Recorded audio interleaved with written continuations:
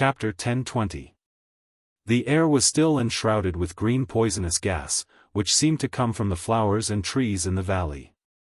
Fortunately, Lin Muyu and the others had already started to circulate their internal energy, so their strength would not be affected by the poison in the air. However, the fog was getting thicker and thicker, and it greatly interfered with their vision. The ground was covered with wet pebbles.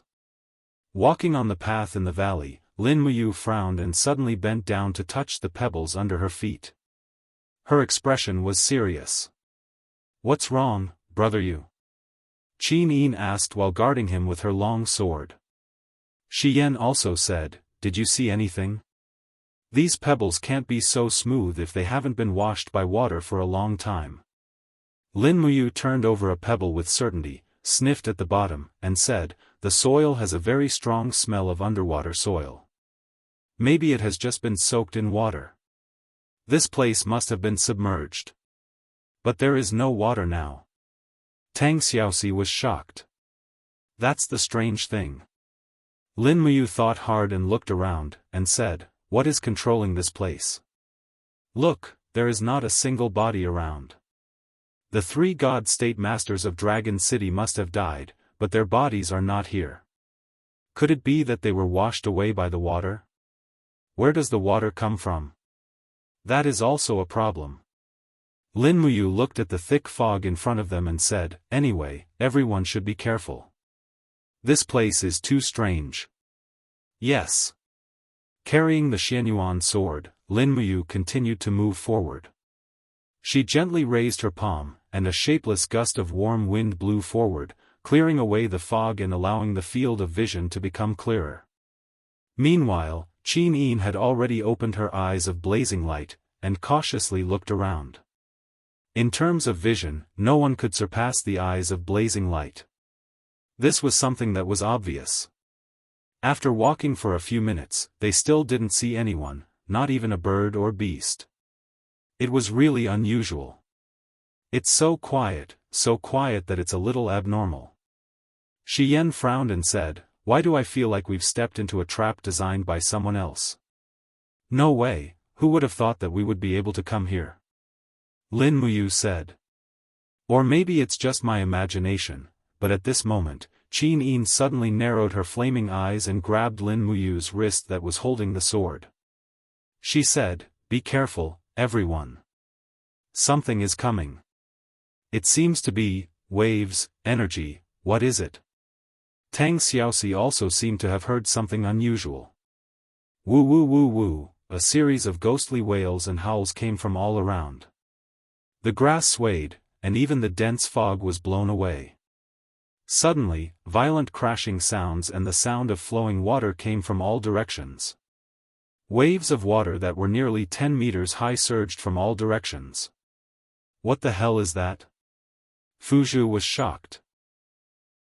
Lin Muyu could not help but say, "Fuzhu, use your water-splitting technique to defend against this unknown flood."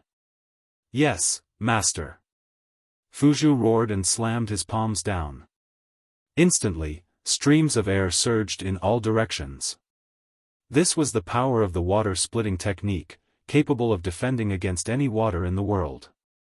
However, the moment the water-splitting technique's power collided with the surrounding flood, it was as if it had fallen into a whirlpool and was devoured without a trace. The flood continued to sweep over. "It's useless?" Fuzhu was shocked.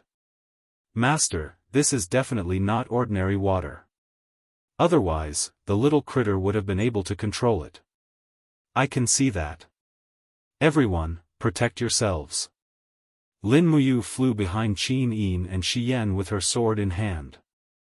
She formed a gourd wall to protect them while Tang Xiaoxi and Fuzhu condensed their divine energy to defend against the unknown flood. Bang, bang, bang, the cold flood crashed into everyone and penetrated through the gourd wall and the light wall formed by Shi Yan and Qin Yin, drenching everyone's clothes in an instant.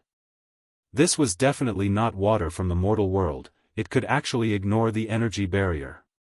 In the blink of an eye, the 5 of them were submerged in the flood. What was worse was that a dense mass of black shadows surged towards them. Upon closer inspection, one could see that they were fish with fleshy wings. They swam in the water as if they were flying. Xian saw it clearly and hurriedly whispered, "It's the flying divine fishes, a kind of evil beast from another world. Be careful, the teeth of the flying divine fishes are very sharp and can bite through the god wall. This kind of flood is not ordinary water, and the ghost flood raised by the flying divine fishes can penetrate the defense of all things." "Then what should we do?" Tang Xiaoxi panicked. "Kill." The Chiwa sword in Xian's hand shone with a cold light. "Kill them all, this is the only way. The flying spirit fish are very vengeful, they will chase down all the prey that the flying spirit fish fail to kill, until they are killed and eaten. We can only kill them all. If we can't kill them all, then we can only escape, at least for a while." Lin Muyu understood. The Xianyuan sword in her hand burst with a cold light, and in an instant, dozens of fierce slashes burst out in the flood of ghosts. Immediately, the flood was chopped into whirlpools, and the flying fishes of ghosts and deities that were hit head-on were either shattered or seriously injured. It seemed that their defense was only average, but there were too many of them, and they were densely packed together. Tang Xiaoxi brandished the dig spear, and the tip of the spear transformed into a fiery vortex that burned fiercely in the ghost flood, turning the flying fish into grilled fishes. As for Qin Yin and Shi Yan, they used the same technique, the most chilling law of light martial arts. Shi Yan's 7 slashes split strike kept waving, turning the flying spirit fish into sashimi. Only Fuzhu's law was different. He waved his arms and summoned icicles, but the effect was minimal. Instead, the flying fishes surged forward and surrounded Fuzhu's body, biting and tearing at him. The sound of their chewing through his protective aura was ear-piercing. In the blink of an eye, Fuzhu was covered in wounds and blood. "You can't use frost energy." Shi Yan yelled, "Idiot, the flying spirit fish can control the coldest ghost flood, why would they be afraid of your frost energy? They are too stupid." Lin Muyu turned around and struck out with the chaos of the common life, driving away all the flying spirit fish around Fuzhu, but she suddenly felt a sharp pain on her neck. One of the flying spirit fish had bitten her neck, and a crack had appeared on the god wall. She raised her hand and slapped the flying spirit fish to death. Looking at Tang Xiaoxi and Qin Yin, they were also in a dangerous situation. There were thousands of flying spirit fish, and they were everywhere. If they continued to wreak havoc like this, they would eventually die of exhaustion. Qin Yin gritted her teeth and suddenly swung the sword of destruction, killing hundreds of flying spirit fish. She said, "We can't hold on like this for long. Let's fly to the sky." Tang Xiaoxi leaped up, "I'll lead the way." Swoosh! Tang Xiaoxi's body was wrapped in raging flames, and she soared into the sky.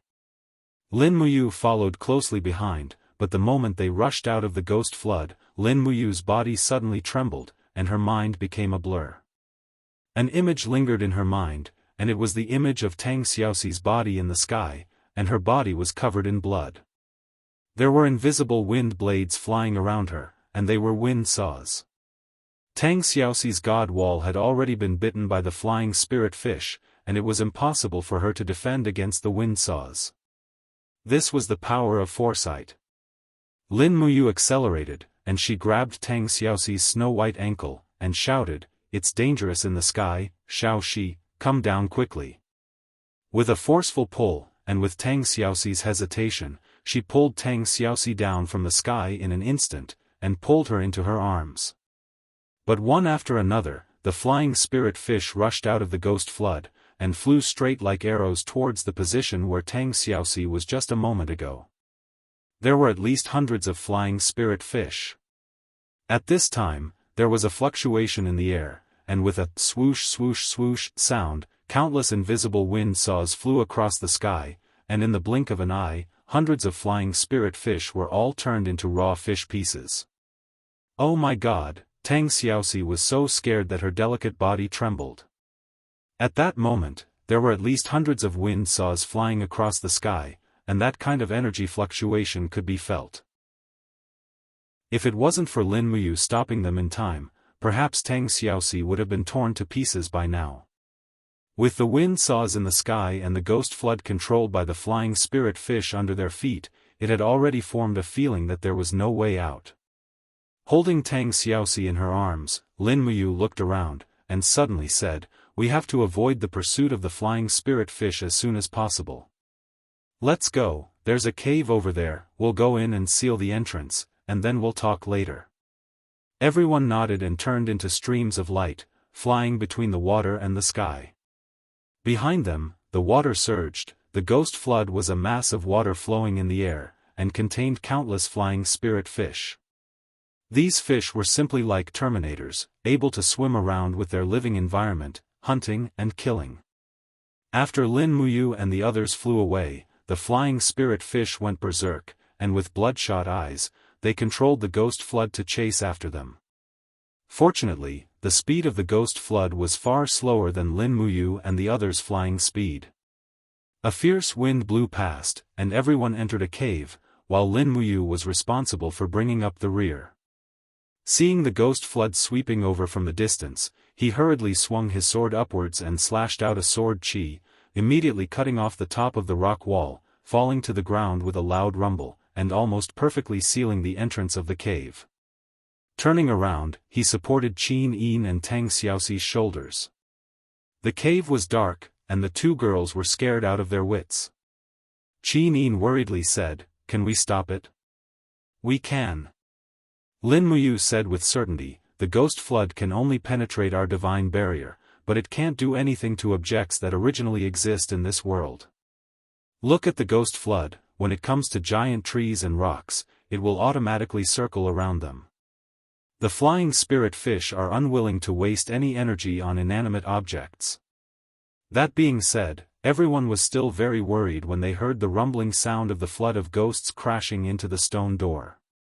Even Shi Yan's beautiful eyes were wide open as she looked at Lin Muyu, and she could only hope that this kid's guess was right.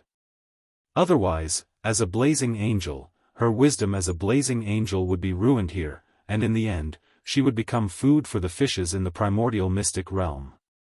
If this news spread out, people would definitely laugh their heads off.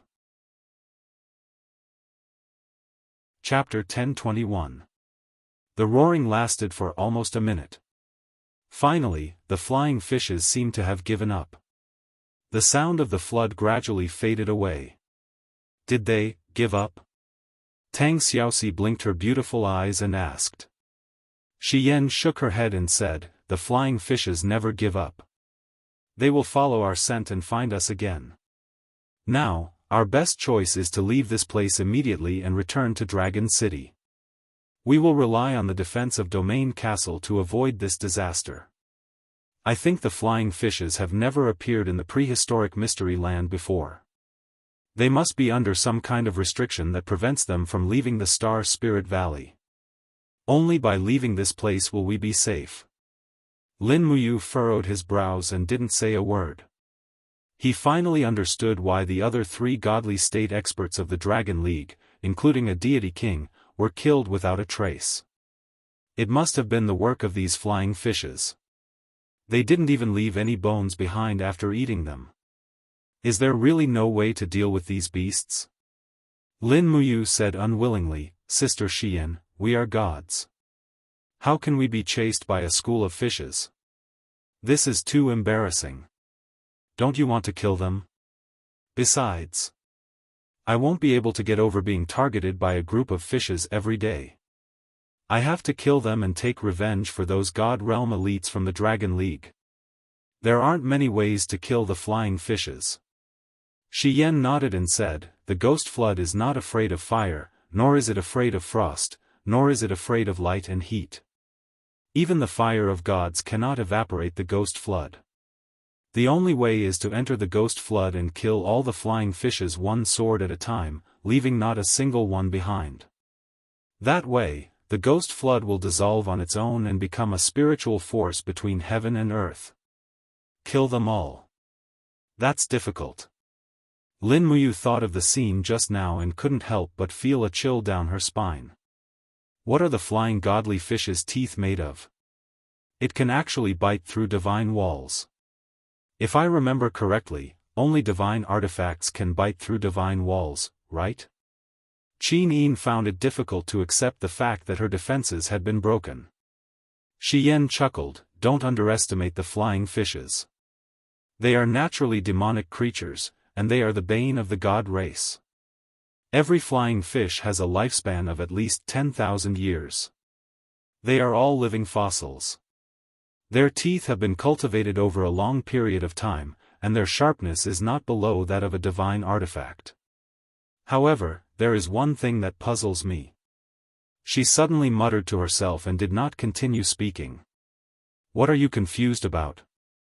Lin Muyu asked. Shi Yan looked up at him and said, generally speaking, it's very difficult to form a ghost flood, and most of the flying fishes also sink into the sea to dominate. But, the ghost flood on land is really too strange. Someone must be deliberately raising it. Domesticated? Lin Muyu was slightly startled. Someone deliberately raised these flying fishes and ghost flood? That's right. Otherwise, there's no other explanation. The ghost flood needs an extremely strong supply of spiritual energy to sustain itself. The spiritual energy in the deep sea is very strong, and it's the birthplace of the natural ghost flood. But there's no such place on land, then, who is raising the ghost flood and the flying fishes, and what's their purpose? Lin Muyu was also confused. At this moment, Fuzhu's voice came from the depths of the cave, Master, come and take a look here, there's a situation. Lin Muyu raised the Xianyuan sword and entered the cave under the light of the divine sword. She saw Fuzhu circling around a rock that was about the height of a person. The rock was very strange, its shape seemed to be man-made. It stood in the middle of the cave in the shape of a cone. The surface of the rock was glowing faintly. Fuzhu was about to reach out to touch it, but Lin Muyu frowned and said, don't touch it. Why? Fuzhu was stunned. Lin Muyu smiled faintly and raised her hand to pick up a stone from the ground. Then, she used the sharp end to touch the strange stone. Suddenly, sparks flew everywhere. The strange stone's surface was like a saw, and it quickly ground the stone in Lin Muyu's hand into powder. My God! Fuzhu frowned. He was a mythological beast that had lived for tens of thousands of years, but now, in front of Lin Muyu, Shi Yan, and the others, he was like a rookie who had just made his debut. This Star Spirit Valley was really a disgrace. Lin Muyu said softly, there are countless small wind blades on the surface of this stone. The eyes can't see them, but they are enough to kill people. Fuzhu, if you continue to be so careless, you might die one day. Fuzhu grinned but did not say anything. Shi Yan laughed. Sister Xian, what are you laughing at? Qin Yin and Tang Xiaoxi were puzzled. Shi Yan covered her mouth and smiled faintly. I think I finally understand the principle behind those wind saws. Oh? What do you mean? Shi Yan pointed at the stone in front of her. Here, this is the reason for the wind saws. This kind of stone is very rare, even in the divine realm. Sheen, do you remember the radiant primordial stone of the Western divine realm? It's a rare stone that can greatly improve one's cultivation. Yes, I remember. Primordial stones are the most primal crystallization of the power of laws, and also one of the strongest powers. The stone in front of us is not an ordinary stone, but a wind-type primordial stone. It contains the purest wind energy, and it is precisely because of the existence of this primordial stone that the wind saws are born in the air. As she spoke, Shi Yan narrowed her beautiful eyes. Moreover, there's more than one primordial stone here. Just one can't create hundreds of wind saws in the air in an instant. None of us should touch this primordial stone to avoid alerting the enemy. Alerting the enemy? What do you mean? Fuzhu was confused. Shi Yan raised her brows. Isn't it obvious? Someone is guarding this stellar spirit valley, and this primordial stone is one of his weapons. Perhaps, those flying fishes are also his slaves. If we touch this primordial stone without permission, he will soon discover it. When he comes with the flying fishes, how are we going to defend ourselves? Lin Muyu agreed deeply, but she still stared at the primordial stone for a long time. This thing is really good. Sister Xian, if we solve the problem and I want this stone again, what should we do? It's simple. Xian smiled slightly. I think the person guarding the Star Spirit Valley must know how to remove the defensive wind blades on the surface of the wind stones. He also knows how to activate the defensive power of the wind stones. We just need to catch this person. Then what do we do now? Tang Xiaoxi asked. Lin Muyu also smiled. It's simple. We'll hide in the cave and wait for the guardian to walk into the trap. That's the best way. If we go out, we'll fall into their trap. Yes, that's the best way. Xian pointed behind her. Find a suitable hiding place and wait for the guardian to come. You cut off the rock wall to block the cave entrance.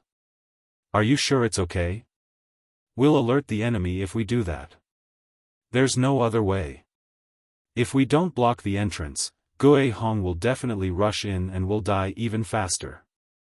Xian was speechless. Interesting.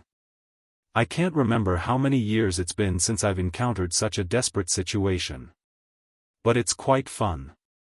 If the guardian comes in later, we'll have to subdue him immediately. Otherwise, it'll ruin everything. Yes. Everyone hid behind the rock and widened their eyes to look at the dark cave.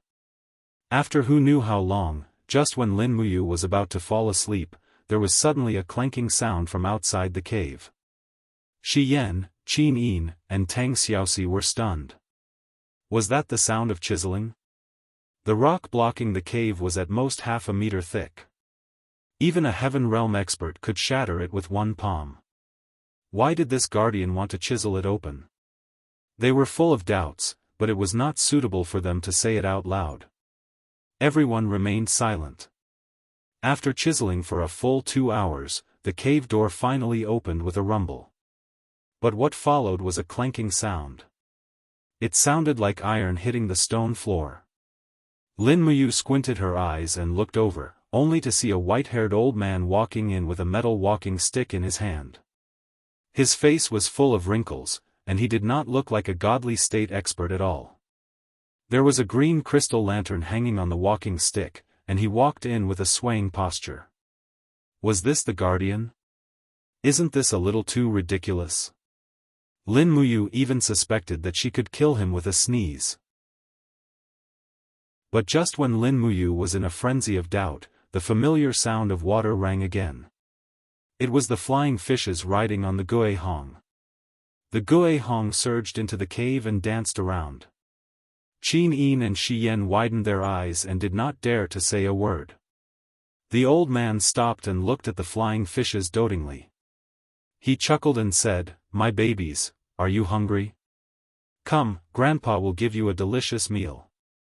As he spoke, he took off the crystal lamp on his walking stick and tilted it. A drop of blue liquid fell into the ghost flood with a whoosh. The entire ghost flood began to tremble violently, and the flying fish inside began to squeak as if they were very happy. Just as Xian had expected, someone was raising these flying fish. That drop of blue liquid should be the crystallization of Reiki, which could provide the real nutrients for the flying fish to survive. Lin Muyu turned around and saw the shock in Qin Yin and Xian's eyes. At this moment, the old man walked into the cave with his walking stick and said, "Come, let this old man see who dares to barge into the secret room without permission. Flying fish demons, go in and search the entire cave. Kill them." The flying fish deity obeyed the order and immediately flew into the cave with its ghost flood. It instantly split into a dozen or so ghost floods and started searching the cave. If the flying spirit fish were to find him, he would be in deep trouble. If he did not act decisively, he would only suffer. Qin Yin and Tang Xiaoxi had already raised their divine power and were planning to break through the void to grab the old man. However, they could not move at all. An invisible force had sealed off the area around them, and breaking through the void had become a dead end. Lin Muyu was the only one who let out a low growl. The power of the fourth level of the shapeless elephant skyrocketed, instantly breaking through the barrier. Her figure flashed, and in the next moment, she had already appeared behind the old man. She pressed the Xianyuan sword against his back and said calmly, "Don't move, or I'll pierce your heart." The old man trembled. You can actually break through this old man's barrier?" Chapter 10:22. You'd better behave. Lin Muyu gently pushed her arm forward, and the Xianyuan sword's blade immediately pierced through the old man's robe and pressed tightly against his skin. A sharp pain quickly spread through his body. The old man was still leaning on his crutch, but he did not seem very nervous. He lowered his head and said softly, "I'm just an old man who was left behind in this forgotten place to guard the sacred site." Guard the sacred site? Shi Yan floated over with a teasing smile on her face. How could an old man guarding the sacred site have the ability to rear so many flying fishes? Moreover, what's with this wind primordial stone? You know about the wind primordial stone? The old man frowned at Shi Yan. You? Who are you people? Fuzhu raised his eyebrows. We are the masters of this place. This young hero is the leader of the Dragon League, and also the master of Dragon City. The entire Raging Fire region is under our control. Your Astral Valley is in the Raging Fire region, so it is also under our control. The Dragon League? The Raging Fire region? The old man smiled and said, "The fighting in the secular world has nothing to do with this old man. If you want to fight for hegemony in this forgotten land, go ahead. Why do you have to come here to cause trouble?" Lin Muyu walked around the old man and stopped in front of him. Her sword was still pressed against his chest as she said, "A few of my subordinates went missing in the Star Spirit Valley, so I tracked them all the way here and found their skeletons. 3 of them were probably eaten by the flying fish. Your flying fish ate my people. Do you still want to stay out of this?" "Humph, they asked for it." The old man's face turned cold. The sacred site is a holy place left behind by the ancient gods. It contains the purest spiritual energy between heaven and earth. Your people want to steal the wind primordial stone, so they will die. It's not me who wants to kill them, it's the ancient gods who want to kill them." "Who are the ancient gods you're talking about?" Lin Muyu asked. The old man immediately cupped his hands towards the sky. His expression was filled with almost fanatical worship as he said, "Pangu the Great, Nuwa the Great, Fuxi the Great, the Zhu Rong clan, and so on. They have all lived here before. This sacred relic is a relic of the gods. No one is allowed to desecrate it." Qin Yin opened her eyes of flame and asked, "So, this primordial wind stone is a killing weapon left by the ancient deities?"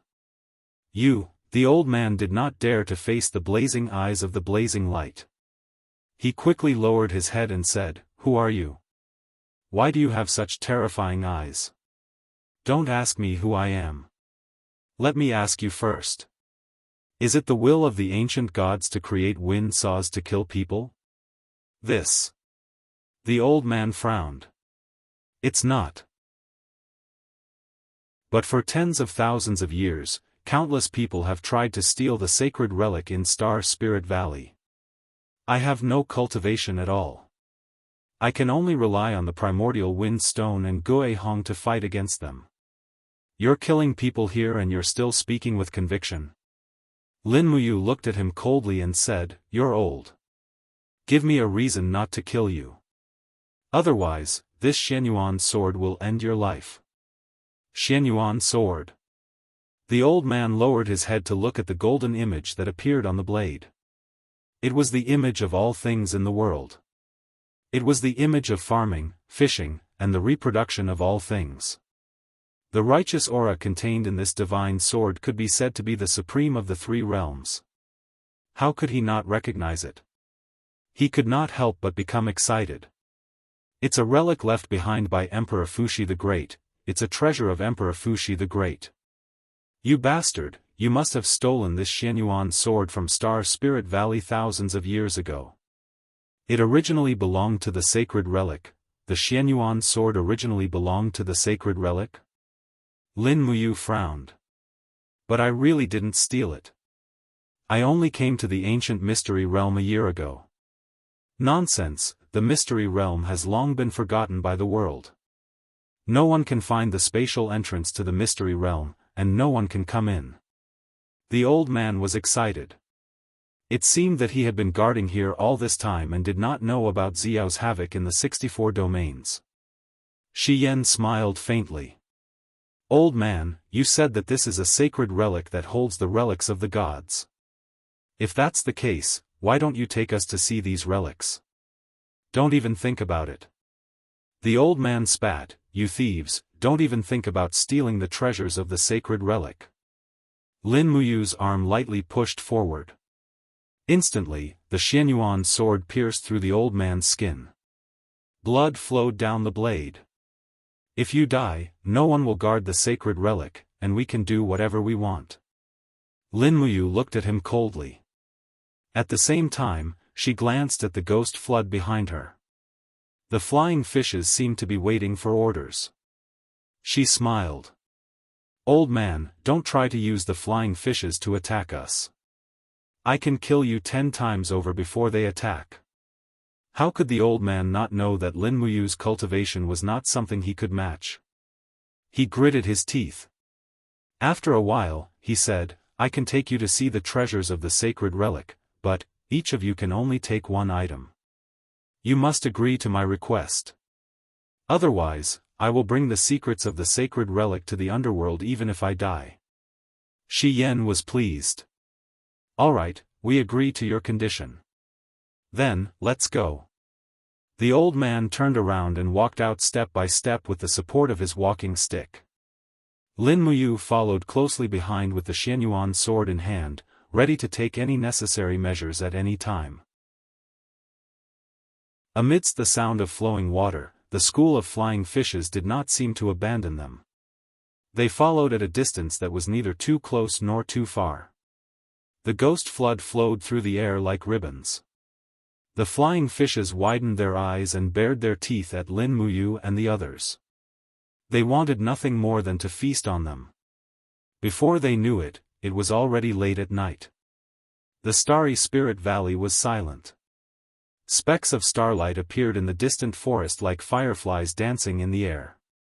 The entire valley was very quiet, making one feel at peace. Clang! Clang! Clang! With every step the old man took, his walking stick would hit a rock, but this was unavoidable. Lin Muyu frowned. Intentionally or unintentionally, she counted the number of times the old man's walking stick hit the ground. At the 99th time, the sound suddenly stopped.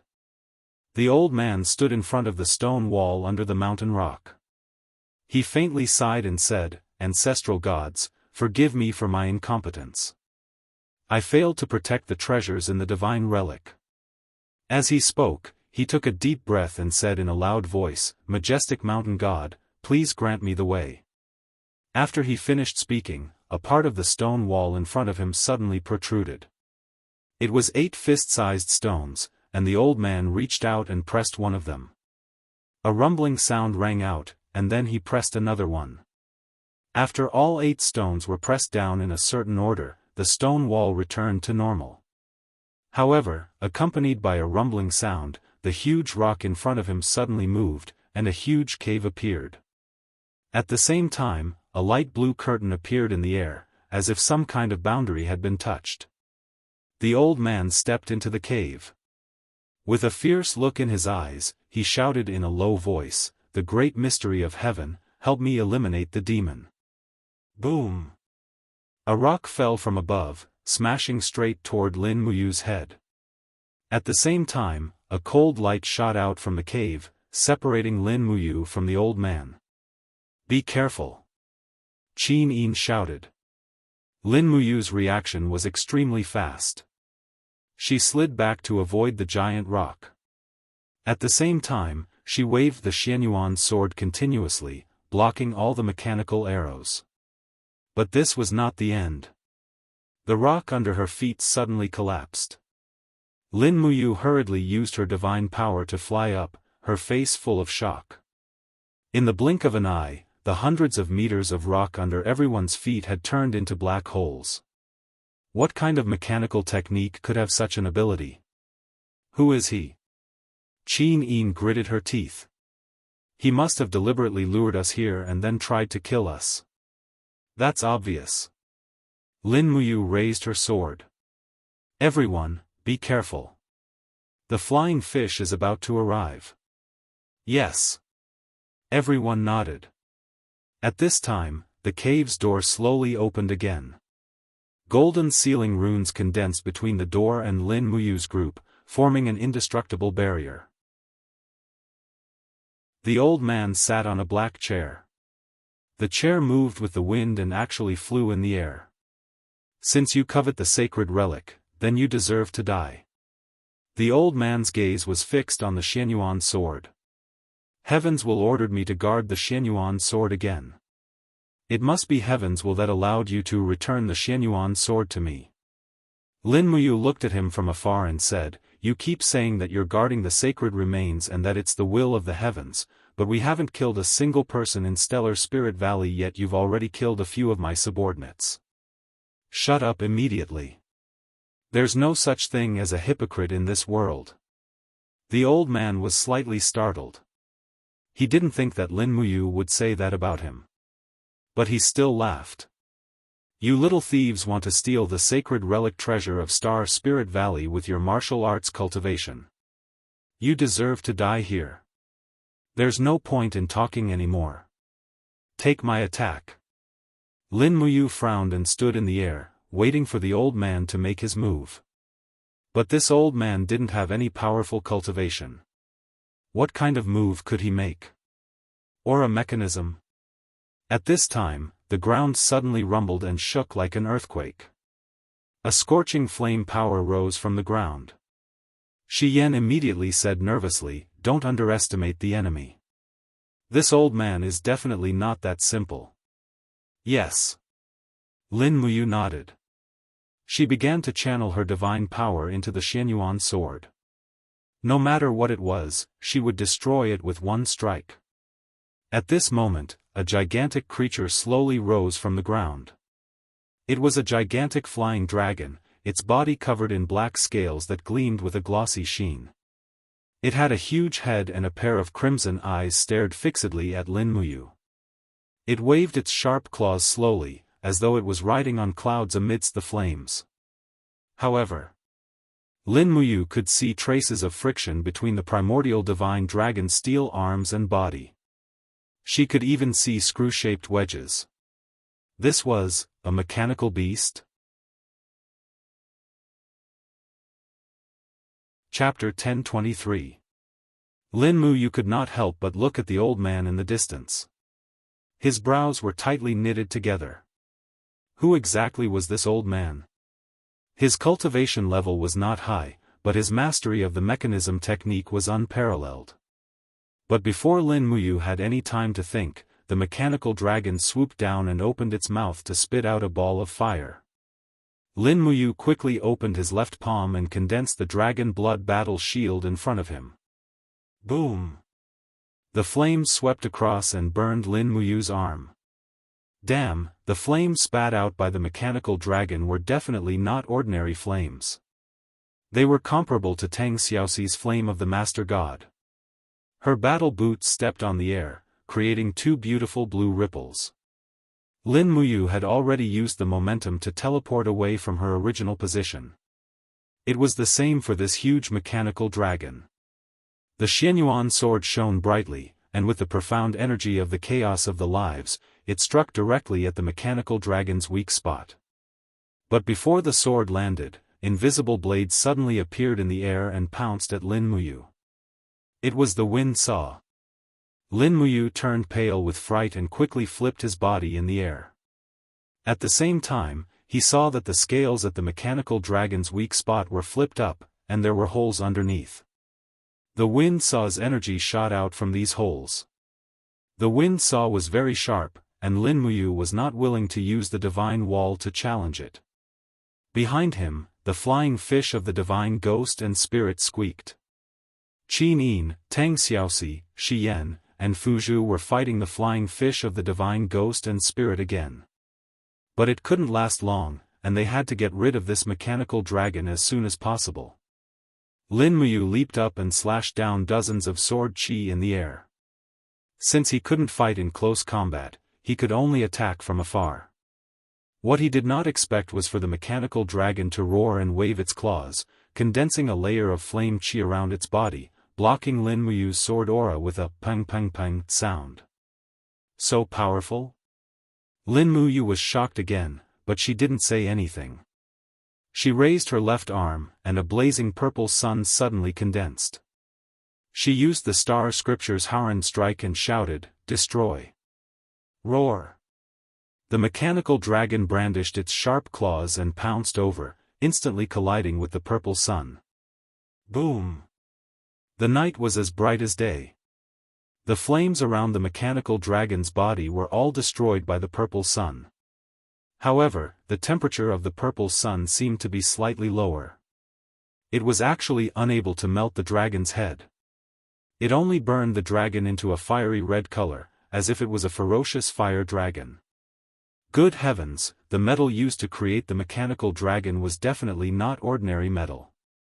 It could withstand extremely high temperatures.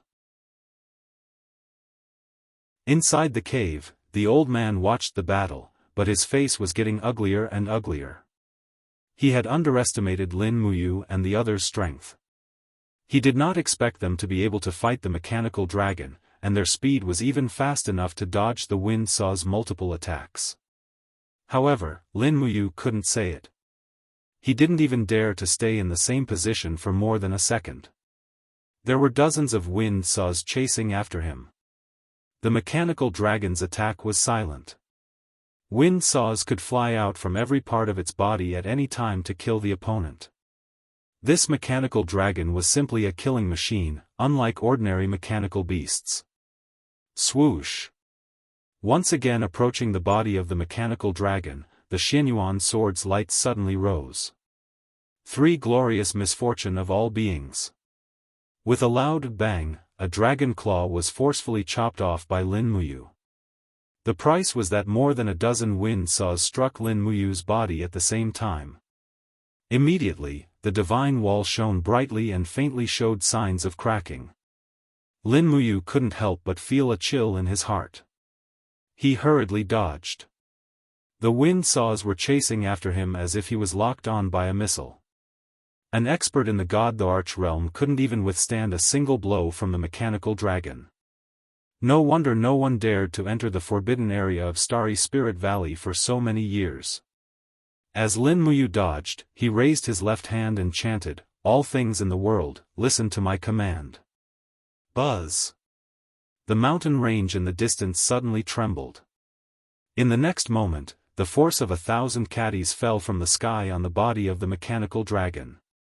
Boom! The huge body of the mechanical dragon trembled. At the same time, the wind saws chasing behind Lin Muyu decreased a lot. He immediately drew an arc in the sky and pounced again with his sword raised high.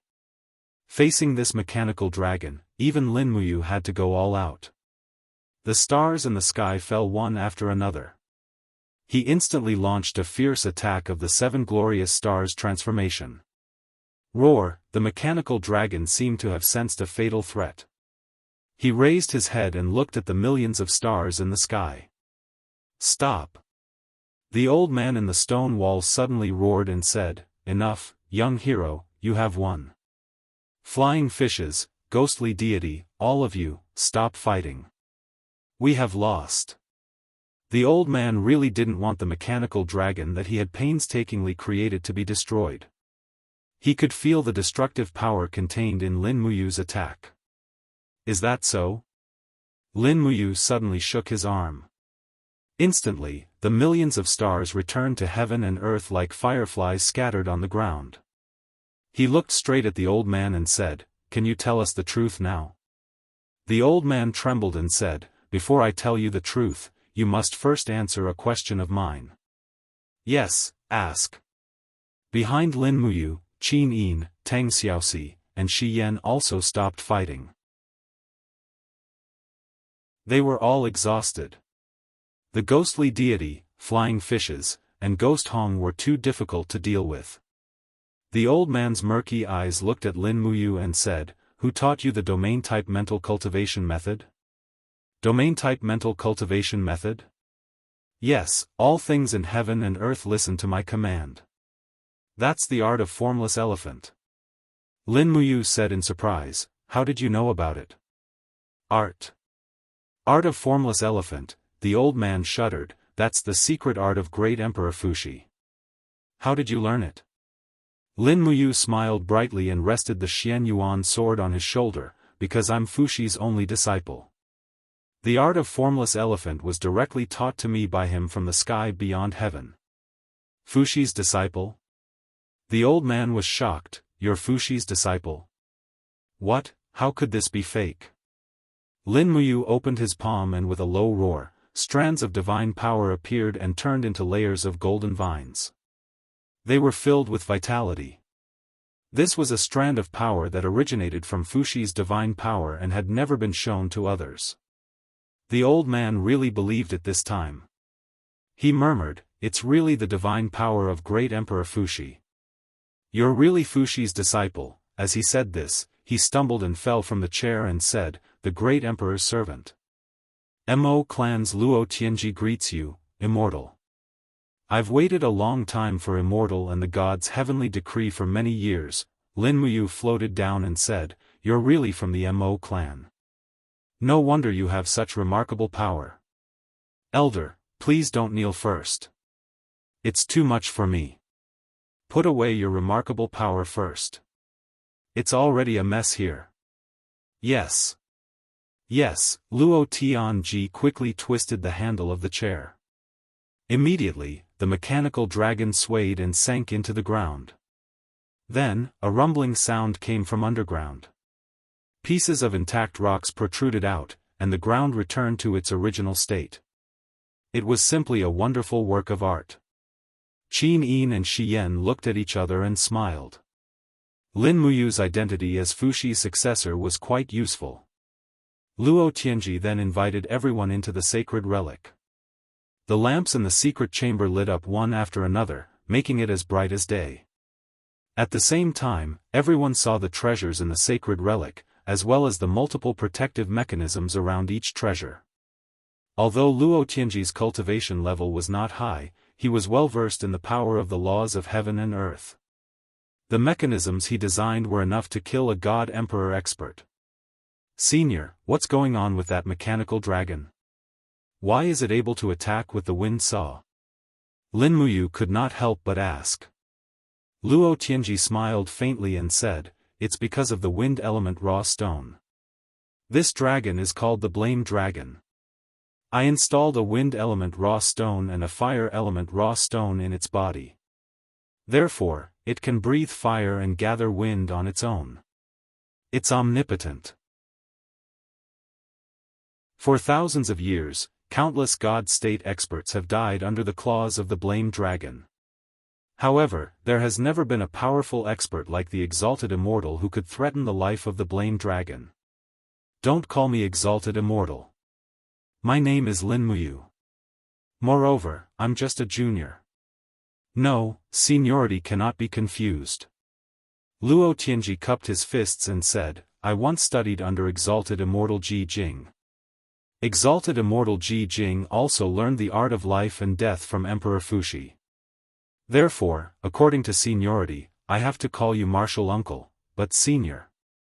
Lin Muyu was really not used to it. Qin Yin giggled and said, "Brother, you don't make things difficult for him. Just call me martial uncle. It's just a title." This. Lin Muyu was speechless and said, "All right then. Senior, you can call me whatever you want. Quick, tell me what's going on with this Star Spirit Valley." Luo Tianji nodded and said, "Martial uncle, you might not know this, but the ancient mystery land is not a plane that originally existed. It's just a crack in the sky that was torn open during the Battle of the Gods. However, countless ancient gods have fallen in the ancient mystery land. Most of their belongings have been lost. Some of them have been preserved and sealed here. That's why it's called the Sacred Relic. Before Immortal Nuwa and Emperor Fuxi left, they set up the Sacred Relic and gave me eternal life. They ordered me to guard this place forever and wait for the Fated One. It seems like Martial Uncle is the Fated One. But Senior, you still haven't told me what's going on with the Sacred Relic. Don't get too excited.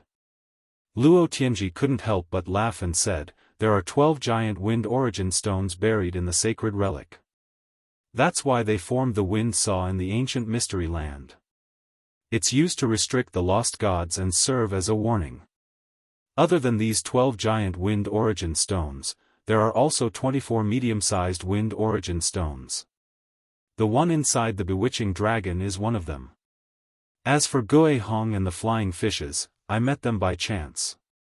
That's why I nurtured them with the essence of heaven and earth to protect the Sacred Relic. It's indeed very effective. Even we almost died under the sharp teeth of these flying fishes, Shi Yan said. Luo Tianji couldn't help but laugh awkwardly and said, please don't blame me, Immortal Shi Yan.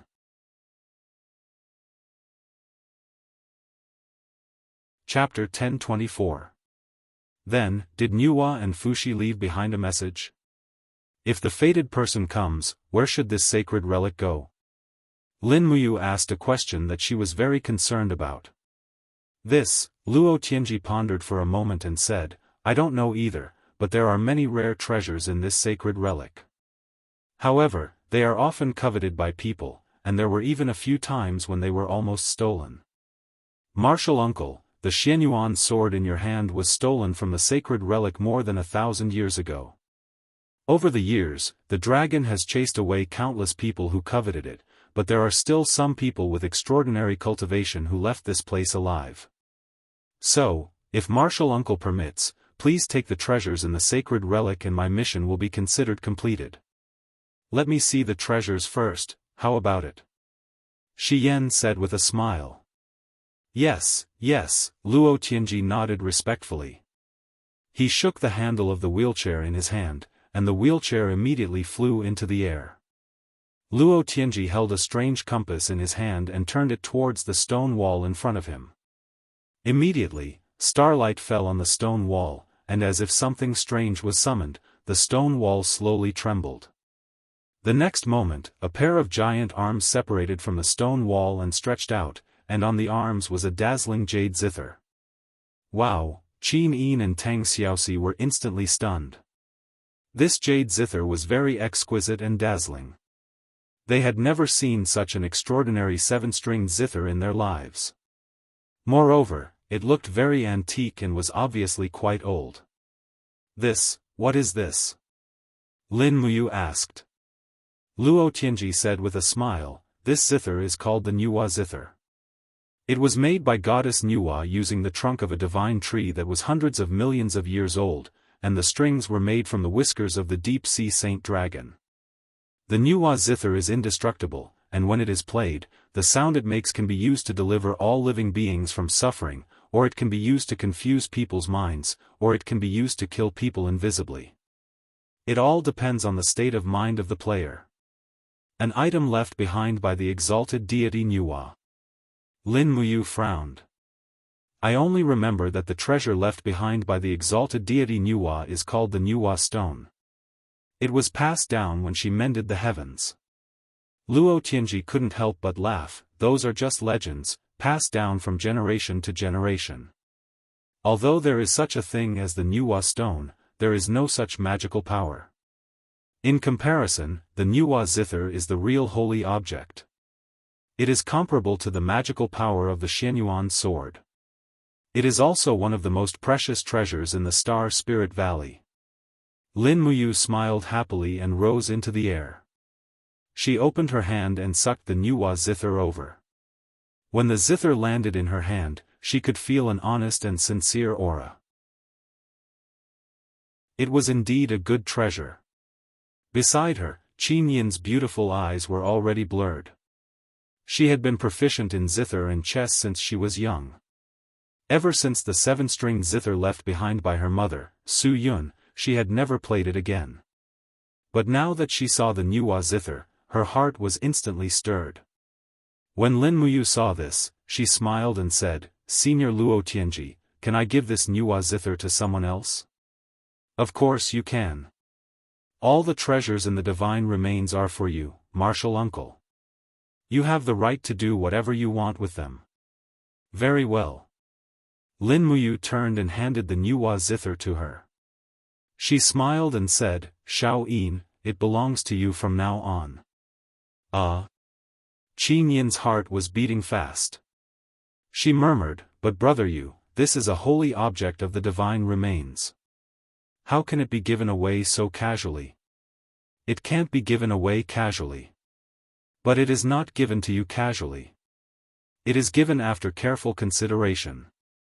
Lin Muyu's words were appropriate. She knew how to conduct herself. Qin Yin smiled and picked up the Nuwa zither.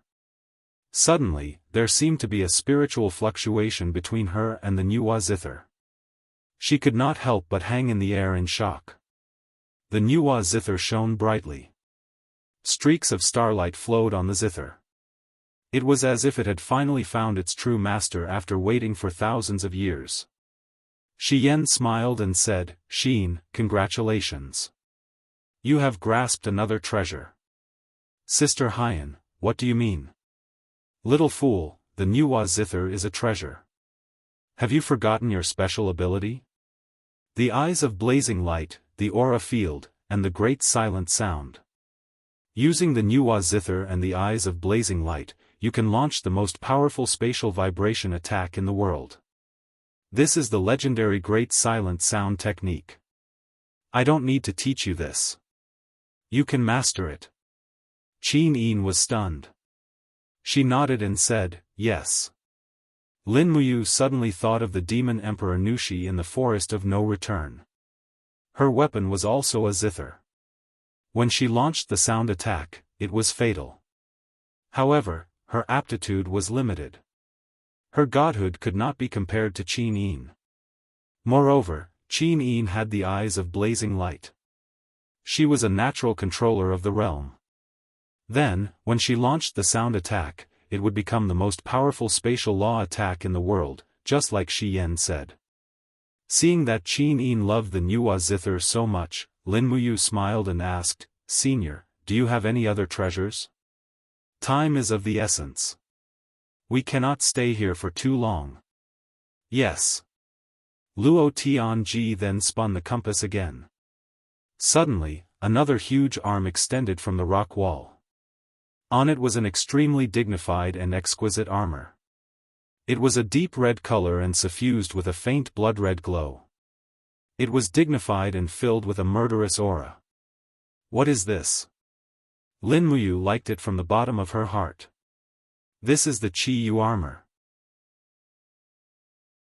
Luo Tianji thought for a while and said, "Legend has it that during the battle between the gods and demons, the Xianyuan sword could not cut through this Qi Yu armor even after hundreds of slashes.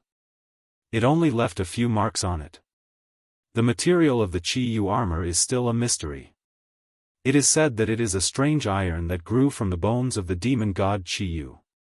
Then, it was formed into this indestructible armor. I saw the scene when you fought with the Qi Yu armor. If you wear the Qi Yu armor, you will not be afraid of the Qi Yu dragon's wind saw." Lin Muyu glanced at it. The Qi Yu armor was divided into upper body armor, leg guards, knee guards, wrist guards, and so on. It was indeed a precious treasure, especially since she had just gained a foothold in the 64 domains and was bound to experience many battles between the gods in the future. One Qi Yu armor was enough to give her an absolute advantage. Moreover, the design of this armor was for men, so it was not suitable for women like Qin Yin and Tang Xiaoxi. Hence, she was the most suitable one. Hence, she asked without hesitation, "Can I have it?" "Of course." Luo Tianji couldn't help but smile. You are joking, martial uncle. This treasure was originally prepared for you. Good. Lin Muyu was overjoyed. Her weapon was the Xianyuan sword. As for armor, only the Qi Yu armor could match the Xianyuan sword. It was just right. There had never been an armor that was truly to her liking. She took off the Qi Yu armor and held it in her hands. It was not as heavy as she had imagined. It was indeed a treasure. After taking off the cloak and putting on the Qi Yu armor, she put on the dark green cloak again. Suddenly, her entire temperament changed. In addition to Lin Muyu's originally handsome and elegant appearance, Qin Yin, Tang Xiaoxi, and even Shi Yan were stunned. Just as Luo Tianji said, this Qi Yu armor was simply tailor-made for Lin Muyu. What do you think, martial uncle? Luo Tianji asked. It fits me perfectly. Lin Muyu waved her arms in delight. She realized that the armor did not affect her movements at all. It was indeed a good treasure. It must be the existence of the Qi Yu armor that allowed Qi Yu to fight 10,000 rounds with the Yellow Emperor.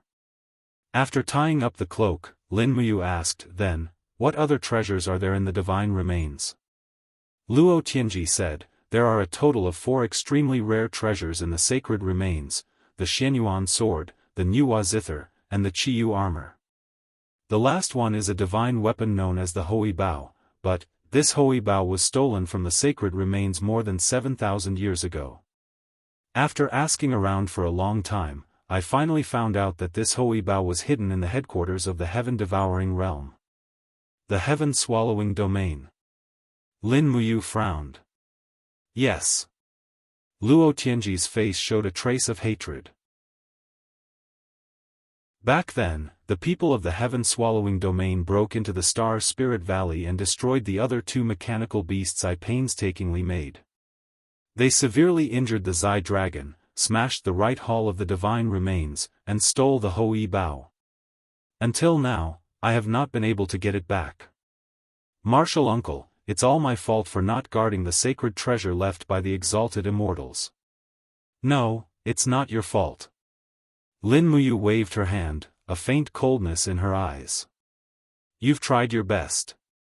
It's the people of the heaven-swallowing domain who are too strong. If it were someone else, the heaven-swallowing domain would have already destroyed the Star Spirit Valley. Luo Tianji took a deep breath and said, my greatest wish in this life is to take back the Xianyuan sword and the Hoi Bao. Now that the Xianyuan sword is in your hands, only the Hoi Bao is left.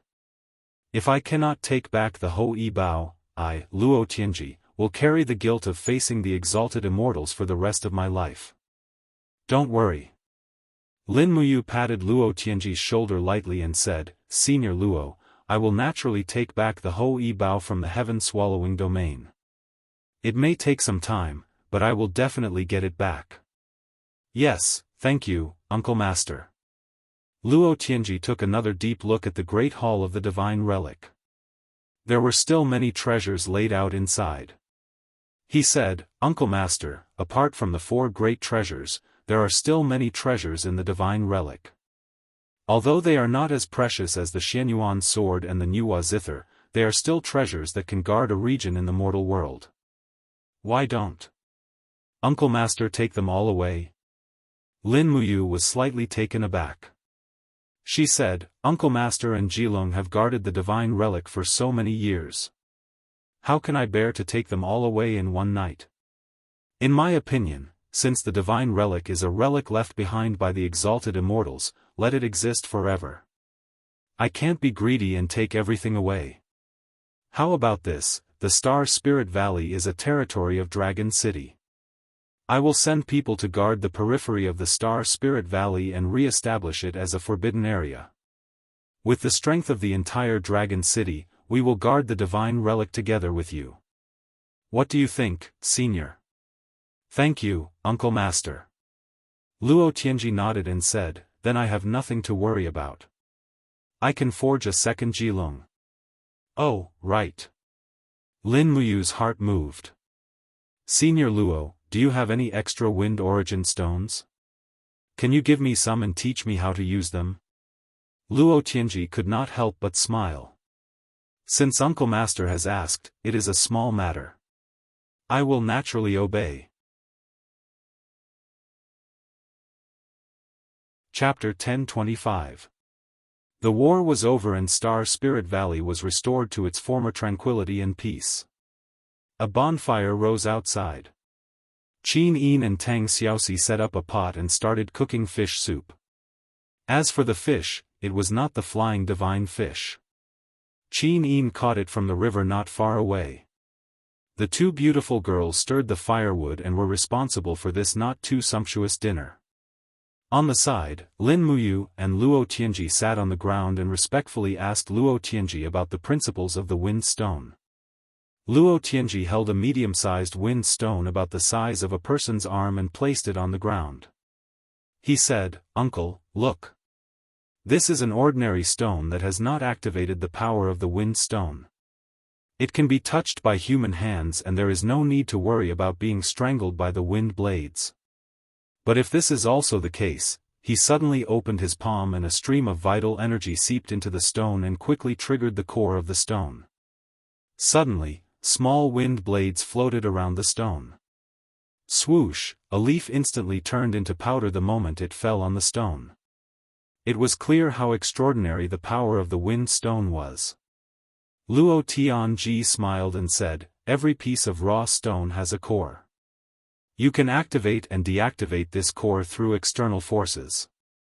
As long as you have a little bit of power, you can understand it. Martial uncle, you can try to deactivate the core of this raw stone." "Oh," Lin Muyu nodded her head and opened her palm.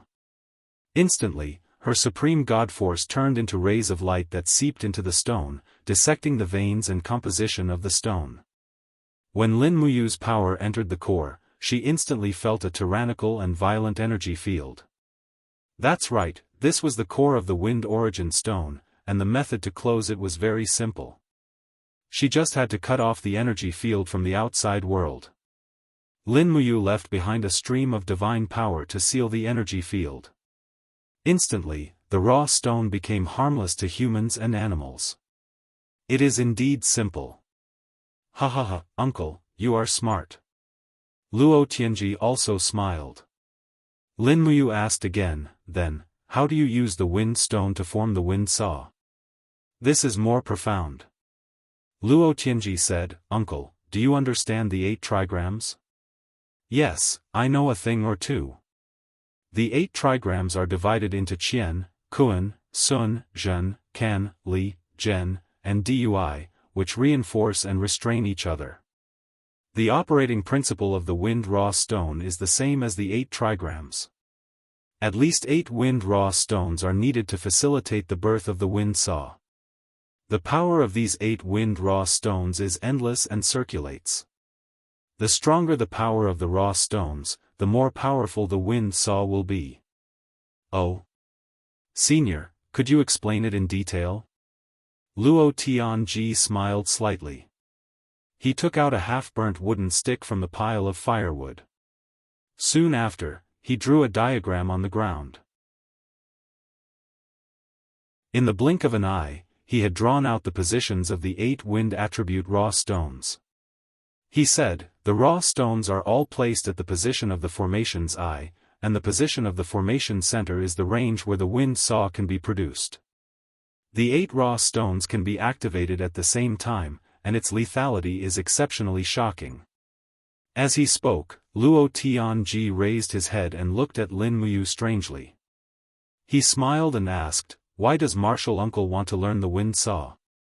"I naturally have my own uses," Lin Muyu smiled mischievously. In her mind, however, the scene of countless dragon knights dancing in the air but falling one by one under the attack of the invisible wind saw appeared. What a moving scene. After a while, the fish soup was made. Qin Yin and Tang Xiaoxi had camped outside with Lin Muyu countless times over the years.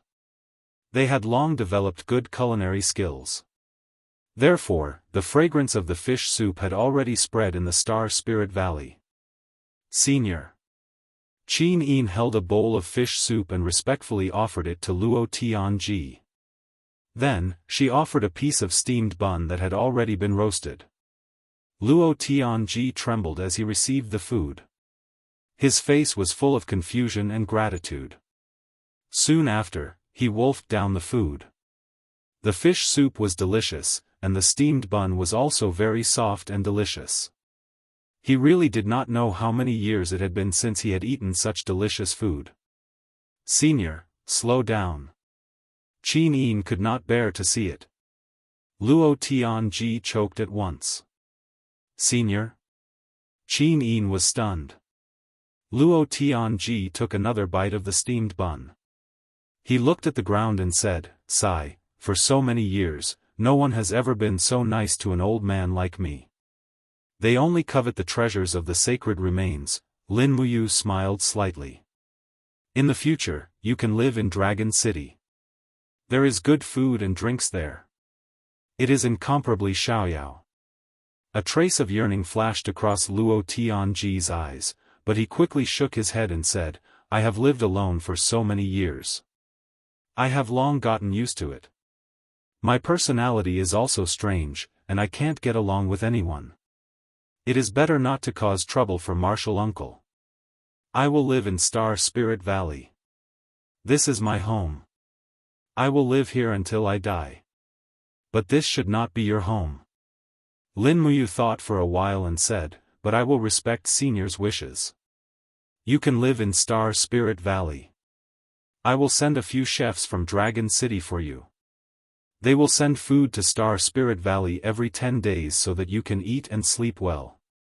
When I find a way to leave the ancient mystery territory, I will bring you to the realm of the gods. The Eastern Heaven realm is so big, you will have a foothold there." The realm of the gods? Luo Tianji's lips twitched. He said, "If that is really possible, Martial Uncle will give me a new lease on life." Eat first. We will talk after we are full." Yes, while chewing on the soft steamed bun and tasting the delicious fish soup, Luo Tianji sat there with mixed feelings in his heart. Looking at Lin Muyu and the others, he was thinking how good it would be if he could have a few children like this. It would be 1,000,000 times better than guarding here for 10,000 years in the cold cave. On the side, Qin Yin, who had finished her meal, placed the Nuwa zither across her legs and lightly played the strings. Suddenly, the graceful Qin Yin's voice echoed in the valley. It was a song of autumn geese that had not been played for a long time. She would take it as a way to help everyone after the meal. The boundless heaven and earth, the majestic mountains and rivers, the cold moonlight shone into the battlefield, the rice river was green, the cool breeze was blowing, the empire's warriors went to the death of the nation, killing all the jackals and wolves. A life of frivolity, who will soothe my wounds? The road home can no longer be seen, longing to wear out one's eyes, only to sigh at the high mountains and long rivers unhindered in all directions, forever defending the nation. What harm is there in my soul returning to the ends of the earth? Where will the warrior whose battle robe is broken be buried? Autumn geese, please bring my soul back to my hometown. After the song, Qin Yin and Tang Xiaoxi's eyes were red. Lin Muyu also felt a little sour in her heart. She had left the empire for a year. How could she not miss the land where she lived for more than 10 years? She did not miss Feng Jixing, Chu Yao, Jin Xiaotang, and the others who stayed there. This was something she had to do. Only with great power could she guard the continent forever. That night, Lin Muyu, Qin Yin, and the others left Star Spirit Valley. After meeting Feng Zhanlin, Ma Qilin, and the others, they told them everything about Star Spirit Valley. Dragon City sent 5 emperor gods and 20 divine kings to guard the periphery of Star Spirit Valley. They would take turns every half a month. The next day, Lin Muyu personally escorted the few chefs to Star Spirit Valley. He was most worried that the chefs would be eaten by the flying fish. That would be too evil. Fortunately, the Astral Spirit Valley was no longer what it used to be. The flying fish of the ghost and divine had already been restrained by Luo Tianji in the cave. All they had to do was catch wild beasts to feed them. A few god emperors stood guard outside the cave respectfully. When Lin Muyu brought chef and a large amount of vegetables and meat into the valley, Luo Tianji's dull eyes actually lit up a little. Life in Star Spirit Valley was really too boring. It was rare for it to be so lively. In this way, Luo Tianji could also focus on studying the Mahist sect's mechanisms and forging the second dragon. On the third day, Lin Muyu and the others left Star Spirit Valley and returned to the Cave of Gods and Demons to continue cultivating. Shattered Cauldron Realm. The flames of war burned fiercely in the south. Yu City. This once prosperous city had become a wasteland. Lu Yen personally led an army of 80,000 soldiers to sweep through the city of Yu. The southern city wall of the city was almost razed to the ground. The army swept through the city and conquered it within 3 days as if they were crushing dry weeds and smashing rotten wood. In the sky, the dragon riders circled. On the ground, the cavalry had already split into many groups and broke into the city to kill the scattered Qin kingdom's army. Thud, thud, thud, the horses' hooves stepped on the spring soil.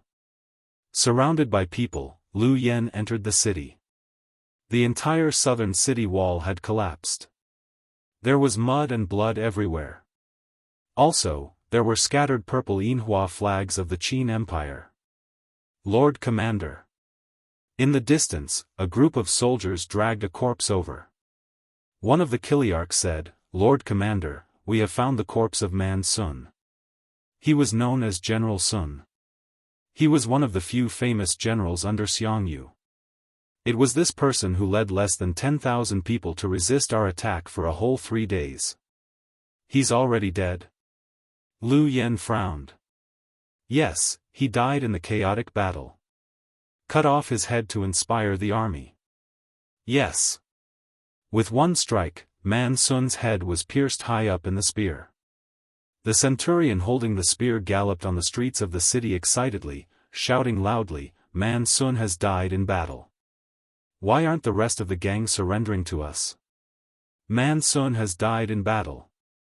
Why haven't the rest surrendered?" In the distance, a group of children stood in the spring rain. Their bodies were drenched, but they stared blankly at the head impaled on the spear. They didn't know what had happened. They only knew that someone had died and the city had been breached. "Commander, are we going to massacre the city?" a captaincy asked. Lu Yen frowned. "No, we don't have time to massacre the city. Let everyone eat and sleep for a night. Once they're well rested, we will attack Shangyang City tomorrow. As long as we conquer Shangyang City, this Mingshan province will belong to our Blackstone Empire." "Yes." "Wait a moment." Lu Yen suddenly raised his arm and said, "The idiots of Yu City actually dared to try to stop a chariot. They must be punished. Send people to capture 5,000 civilians. Tonight, we will kill them all in the central plaza. This will chill the morale of the army. This will make the dogs of the great Qin Empire not dare to look at the war flag of our Blackstone Empire in the eye." "Yes." Captaincy thought for a moment and said, "Commander, our follow-up troops have arrived. They are the tens of thousands of Iha Nation's troops led by Qin Yi." "Humph, what do that motley crew want to do?" "They want to enter the city to rest." "That's fine." Lu Yan's lips curled up. This Mingshan province was originally Qin Yi's territory. Tonight, we will kill and punish them. Invite Qin Yi, Qin Huan, and the others to attend the ceremony. I want them to see how their people are slaughtered. Yes.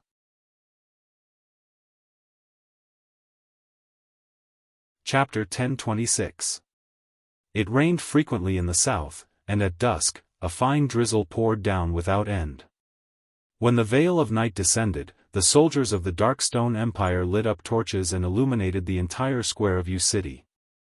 On the square were a few thousand unarmed commoners of Yu City, and all of them had furious expressions as they cursed at the army of the Darkstone Empire. Thud thud thud, amidst the clattering of hooves, a familiar flag appeared before everyone's eyes. It was the flag of the Iha nation. Under Lu Yan's invitation, Qin Yi and Qin Huan had come to witness this massacre. Qin Yi was already very old. His originally grizzled hair was now completely white. His hair was so soft that even the pinewood hairpin couldn't hold it in. He didn't bring many people with him, only 2 captaincy and a dozen kiliarchs. "Commander, be careful." A captaincy carefully helped Qin Yi down from his horse. When Qin Yi's boots landed on the rein, he staggered and almost lost his balance. "Father." Qin Huan hurriedly supported him, his face pale. "Commander, you're here." Lu Yan laughed heartily as he walked forward and cupped his hands. "We've been waiting for you for a long time."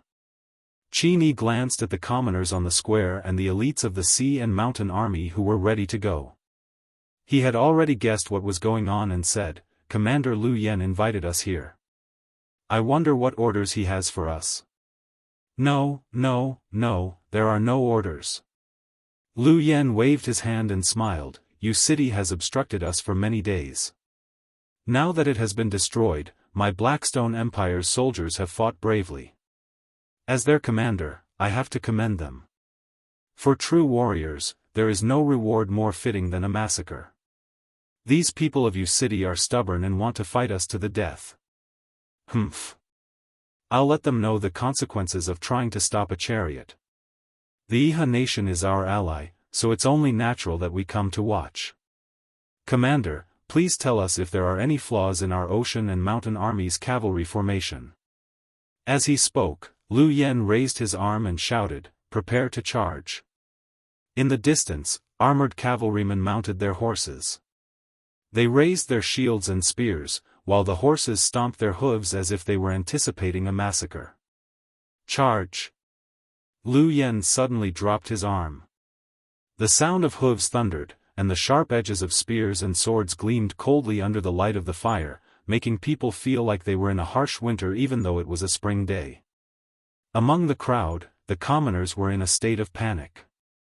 Suddenly, a man wearing a low-ranking civil official uniform rushed towards Qin Yi, Qin Huan and the others and shouted, "Great Commander, help! Commander-in-Chief! I'm an official of the Iha nation. I'm Zhang Jun from the rearguard commandery of Bailing City. Commander-in-Chief, save me! Young Prince, save me!" It was as if Zhang Jun had seen a life-saving straw. He crazily led a group of people and charged towards Qin Yi, Qin Huan and the others. The Iha nation had once flourished, and Qin Yi, the commander, would definitely be able to save his life. Unfortunately, Qin Yi turned his face away, unable to bear to see the scene before his eyes. "Back off!" A group of shield-wielding heavy infantry used their shields to push Zhang Jun and the others away, and even brandished their broadswords in a frenzy. "Commander-in-Chief! Commander-in-Chief!" Despair began to pile up on Zhang Jun's face. Amidst a miserable howl, his left arm was chopped off by a heavy infantry, and fresh blood splattered everywhere. After retreating several steps, his entire body trembled, and the sharp edge of a lance pierced through his chest. It was a black iron lance commonly used by the heavy cavalry of the Blackstone Empire. That heavy cavalry with sharp eyes and quick reflexes spurted his horse past Zhang Jun, grabbing the handle of the lance and pulling it out of Zhang Jun's chest. For a moment, blood and internal organs splattered everywhere. Plop! Zhang Jun weakly knelt on the ground, but his gaze remained fixed in the direction of Qin Yi and Qin Huan until he lay down perfectly straight, becoming a corpse that was gradually cooling down. Qin Yi looked at the dead Zhang Jun with a calm expression, seemingly without the slightest sorrow or joy. Meanwhile, Qin Huan clenched his fists tightly. How could a hot-blooded person like him endure this kind of torture? He clenched his teeth and said, "Commander Lu Yan, these commoners are only unarmed farmers and craftsmen. Why must you be so ruthless? Commander, please be lenient, is Young Highness pleading for this group of rebels?" Lu Yan looked at him and faintly smiled, "Is that so?" You can say that." Qin Huan said in a low voice. "Don't give me that. Lu Yen sneered, "Was Young Highness this kind of benevolence when you controlled half of the empire?" "I'm afraid not. As the saying goes, the merciful cannot command an army. Young Highness should understand such a simple truth. The people of the Qin Empire are like weeds on the ground, lowly and tenacious. If we don't uproot them now, they will soon take root and sprout, smelt iron and forge weapons, and become the enemy of my Blackstone Empire. Young Highness need not plead for leniency. I, Lu Yen, know what to do. But, don't say any more, unless Young Highness wants to become one of them." Lu Yen waved his hand and smiled. "The Commander-in-Chief is an outstanding talent of Lingnan. Although I, Lu Yen, am ruthless, I still want to leave a bloodline for the Lingnan Qin family. I hope Young Highness knows what you should do and what you shouldn't do." Qin Huan was startled and didn't say anything else. Lu Yen was someone who would do what he said. He was not just an ordinary kind of ruthlessness. At this time, Lu Yan's advisor, Bailey Yen, walked forward in a black robe and respectfully cupped his hands at Qin Yi. "I am Bailey Yen, greeting the Commander-in-Chief of the Iha nation." Qin Yi nodded. "Mister, you don't have to be so courteous. If you have any orders, just say them. Then I won't beat around the bush. The Haitian army has been attacking Yu City for days and has suffered heavy casualties. The soldiers need rest, so I would like to ask the Commander-in-Chief to lead the Iha nation's army of 100,000 to open a path in front and attack Xiangyang City like lightning. If we can take Xiangyang City before Xiangyu is prepared, it will be a great achievement." Qin Yi's eyes couldn't help but turn cold. "Mr. Bailey, are you planning to let the Iha nation's army attack Xiangyang City first?" "That's right." Bailey Yen smiled faintly, "But you don't need to worry, Commander-in-Chief. The Blackstone Empire's army of 100,000 will be arriving soon. They will hold the line for you from the rear. If you can't take Xiangyang City, we will naturally take your place." Qin Yi's heart was filled with a myriad of emotions. He felt like he was being roasted over a fire. Bailey Yen wanted to use someone else to do his dirty work, but there was nothing he could do. He was being controlled at every step and had no control over himself. After a while, Qin Yi cupped his hands and said, "I will solemnly obey the Commander-in-Chief. However, I hope that you can prepare all the provisions, weapons, and warhorses that the Iha nation needs. Don't worry, Commander-in-Chief. I will naturally prepare everything. The Haitian army will depart tomorrow morning, so I hope that you will immediately lead the army to attack. Speed is the most important thing in war. We cannot give Xiangyu too much time to prepare." Yes, Qin Yi's face was pale, and his aged body was slightly stooped. He didn't even look half as imposing as the Commander-in-Chief of the Iha nation, Qin Yi. The sounds of fighting and the screams of misery gradually came to a stop. Just like that, the 5,000 citizens of Yu City had all become sacrifices to the butcher's knife. To the Blackstone Empire's army, which was known for their savagery and cruelty, this was a common occurrence. Given that they had sufficient provisions, it was already good enough that they didn't eat people. As for the faint sounds of women crying and the shouts of looting, they turned a deaf ear to them. Yu City was less than 100 kilometers away from Xiangyang City. Even infantry soldiers would be able to reach it in a day and a night. Qin Yi didn't know what the fate of the Iha nation's final army was, but at this moment, he regretted it. He regretted killing his older brother, Qin Jin, and dividing the world into two. However, he only had one choice, and once he made it, there was no turning back. Qin Yi knew that neither he nor the Iha nation had a path of retreat, so he could only continue forward. Even if there was a steep cliff in front of him, he could only blame himself if he fell and his bones were crushed. At the east of Xiangyang City, the Darkstone Empire's army in the city streaked towards Xiangyang City in an endless stream while the cavalry at the front had already set up camp less than 2.5 kilometers away from Xiangyang City. It was taboo for the cavalry at the front to advance rashly. However, This powerful army was led by the Darkstone Empire's dragon riders, Fu Yun. The few tens of dragon riders circling in the air were enough to make the imperial army of the Great Qin Empire in Xiangyang City tremble with fear. Xianghu had given the order to close the gates and not engage in battle, to defend the city to the death and wait for reinforcements. Thus, Fu Yun could only wait for Liu Yan's army to join forces with him. After all, he wasn't that arrogant to attack Xiangyang City alone. Xianghu and the others in the city weren't to be trifled with either. Which one of them hadn't fought in the wind and rain for close to a decade? At dusk, the entire Fu Yun's camp seemed to be dyed with a layer of blood. The dragon riders had already settled down in the camp, and an endless stream of supplies was being delivered from outside the camp. These were all supplies that had been plundered from nearby cities and villages, including food, livestock, and even living people. To the Blackstone army, living people were also a form of rations, and mobile rations at that. Report. The messenger rushed in. Lord Fu Yun, we've captured a spy. He claims to be from Lanyan City. Lanyan City? Fu Yun put down his chopsticks and said, Lanyan City is thousands of kilometers away from here. Have they already learned of the situation here? I don't know. This spy says he wants to see you, Lord Fu, and has brought an extremely important letter. Oh? Bring him in. Yes, Lord Fu. Not long after, a wretched-looking man with his hands tied behind his back walked in and immediately knelt on the ground. General. General, please don't kill me. I'm here to be a messenger. Messenger? Fu Yun couldn't help but laugh. There's actually such an ugly and cowardly messenger in this world? Men, bring him out and behead him. Wait, General, read the letter first. Humph, bring the letter up. The letter was a kind of rice paper with a faint fragrance.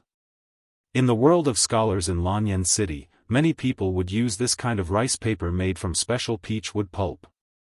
However, it was too expensive, so ordinary people couldn't afford it.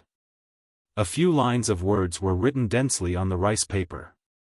The title was Lord Commander of the Blackstone Empire Army, and the inscription was Generals of the Qin Empire Army. Fu Yun glanced at it and couldn't help but laugh.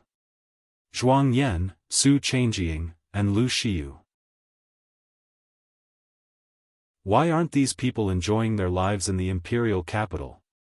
Why are they working with the Blackstone Empire?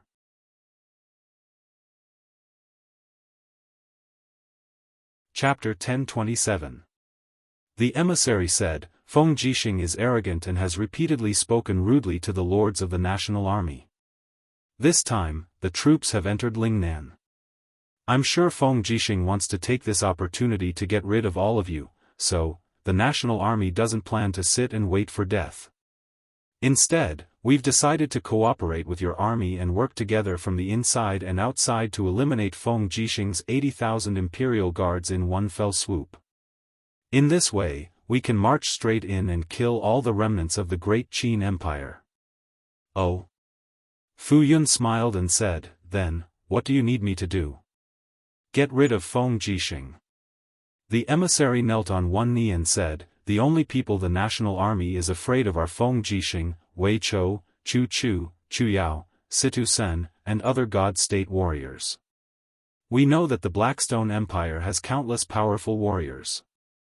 Therefore, we would like to ask for your help to eliminate these lackeys of the Qin Empire. Where are Lin Muyu, Qin Yin, and Tang Xiaoxi? Fu Yun asked faintly. I really don't know, humph. Fu Yun sneered and said, you have a good plan. Unfortunately, it is too wishful thinking. If Lin Muyu, Qin Yin, and Tang Xiaoxi show up, how are we going to resist them? The emissary was shocked and said, General, go back and tell Zhuang Yan and Su Changjing that I can cooperate with them. As long as Feng Jixing, Wei Chou, and the others show up, the Blackstone Empire will naturally eliminate them. However, the terms of the cooperation must be changed. North Ridge can only give you Qihai Province and Yunzhong Province. As for Lanyan City and Wugu City, they will all belong to the Blackstone Empire. Yes, yes, I will go back and report this. Yes. Fu Yun faintly smiled. As a sign of sincerity, I have a silver tiger seal here that can mobilize 3,000 troops of the Blackstone Empire. I'll give it to you. Have Zhuang Yan, Su Changjing, and the others write a joint letter to me to express their sincerity. In addition, I want all of their official seals to be handed over to me. Otherwise, there's no need to talk about any cooperation. Yes, yes, the emissary was a yes man, and he only had the courage to nod his head. How could an ordinary mortal withstand the aura that Fu Yun displayed? It was already very good that he didn't piss his pants in terror. In Hundred Ridge City, the stars were dim. On the third day after receiving the news, the Imperial Army's 30,000 cavalrymen arrived at the city. The army needed supplies to advance, and Hundred Ridge City was one of them. The news of the Blackstone Empire attacking the Mingshan province had already spread, and the citizens of Hundred Ridge City felt insecure. However, when Feng Jixing's army arrived, the citizens finally calmed down. Feng Jixing was a famous general of the empire, and his reputation was second only to Lin Muyu. In the hearts of the citizens of the empire, he was like a god. The warhorse natives Feng Jixing rode at the front, directly entering Hundred Ridge City. The citizens lined the streets on both sides to welcome him. When will Su Jiantao's troops arrive?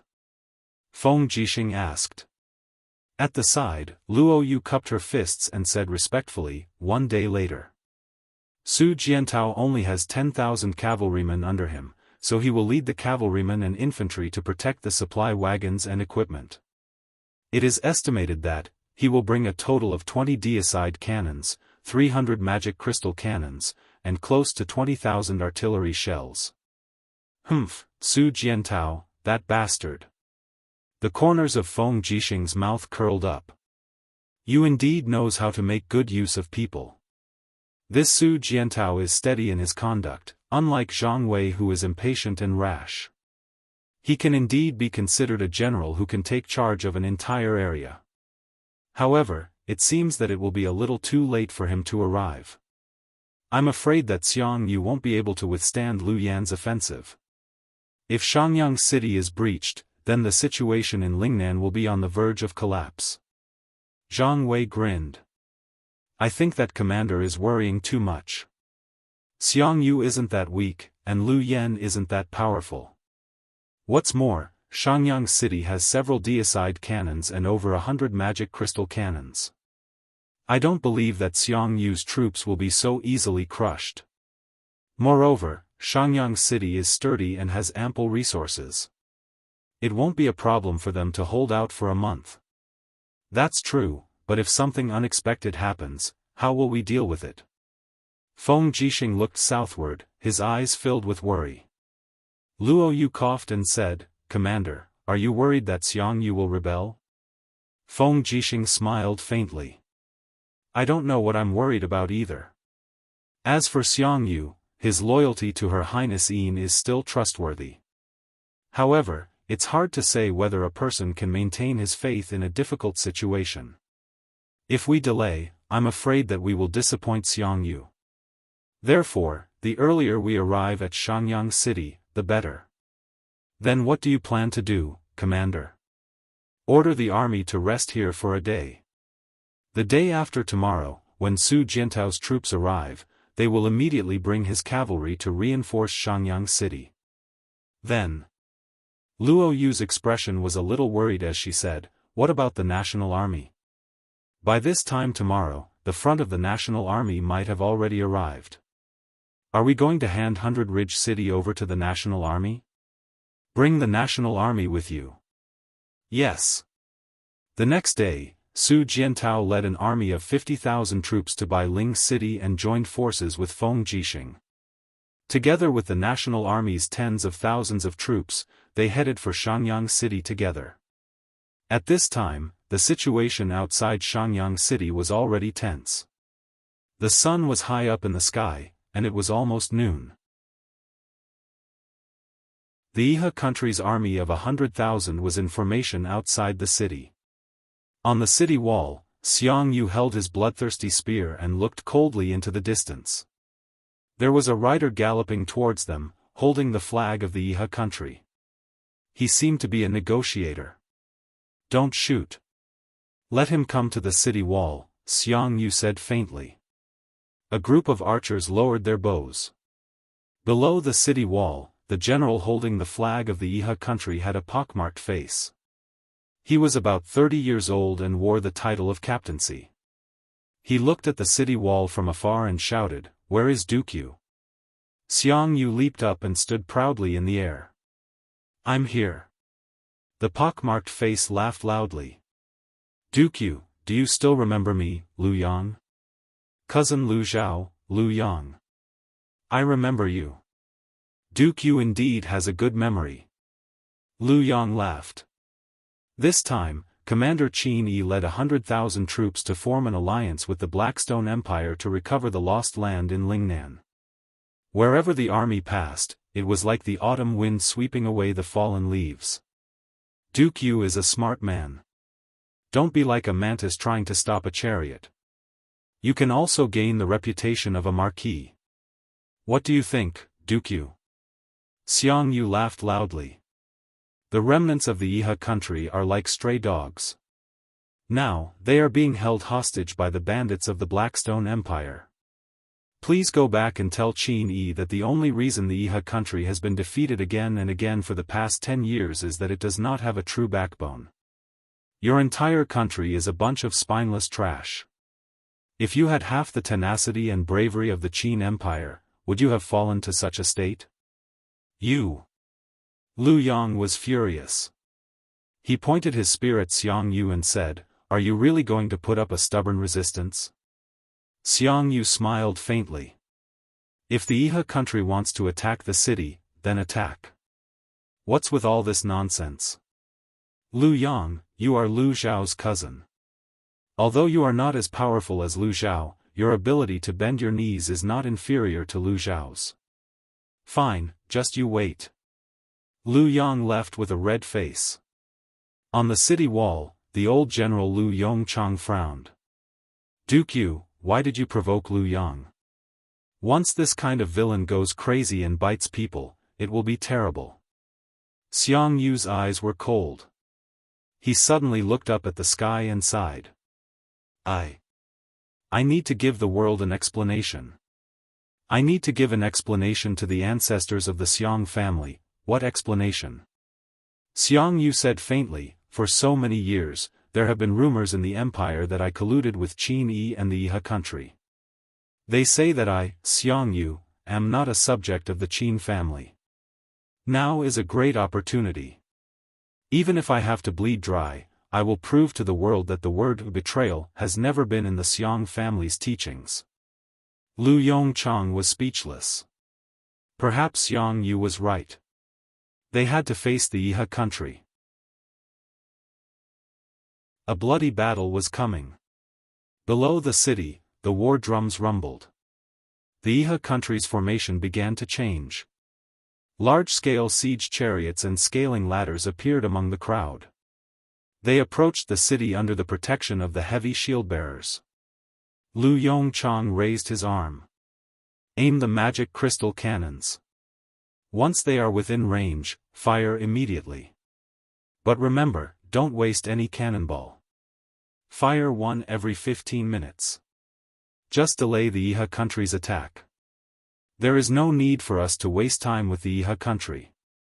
The real enemy is behind them." Boom, boom, boom, mushroom clouds rose from the ground outside the city. The improved magic crystal cannons were even more powerful.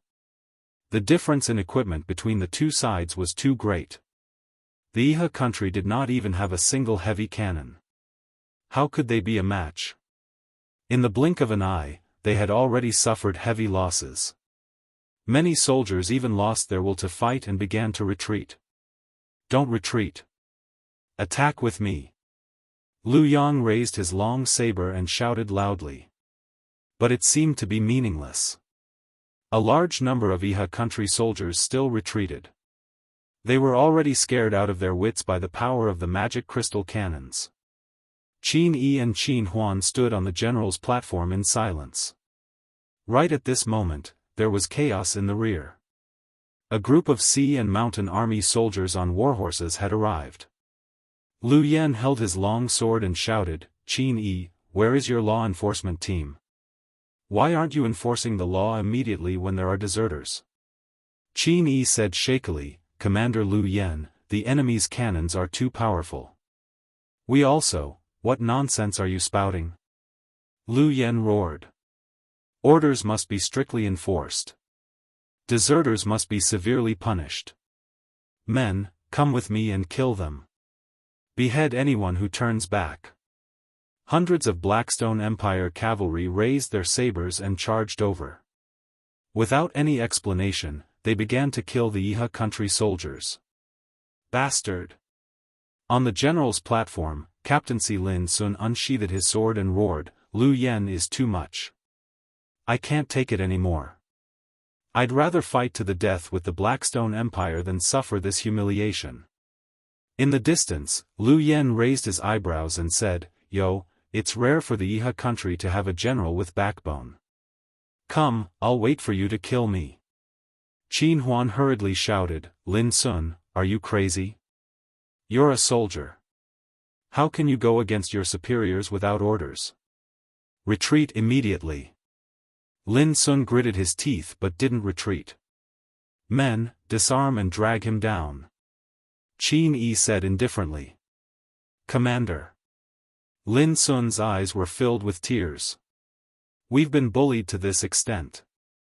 Do we still have to swallow this humiliation? Drag him down." Qin Yi's gaze was indifferent. "Without my orders, Lin Sun cannot be reinstated." "Humph, a bunch of cowards." Lu Yan smiled fiercely and sheathed his blood-stained sword. He said, "Attack the city.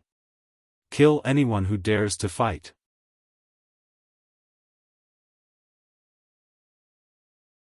Chapter 1028. On the 20th day of the 4th month, a dense horde of cavalry swept in from the north. The banners of the Imperial Army, Zhangnan Army, and National Army fluttered in the wind, looking imposing.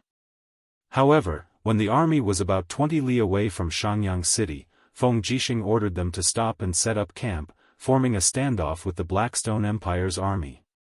On the other hand, the Iha nation's army had been attacking Shangyang City for the past 2 days. Not only had they failed to conquer the city, but they had also lost more than 20,000 soldiers. Thousands of people had even died at the hands of Lu Yan's law enforcement squad. At night, the entire Iha nation's defeated camp was dead silent. Inside the large tent, Qin Yi sat on the commander's seat. The candlelight beside him flickered in the strong wind as if it would go out at any moment. Qin Huan, Lu Yang, and the others stood on either side of him with ugly expressions on their faces.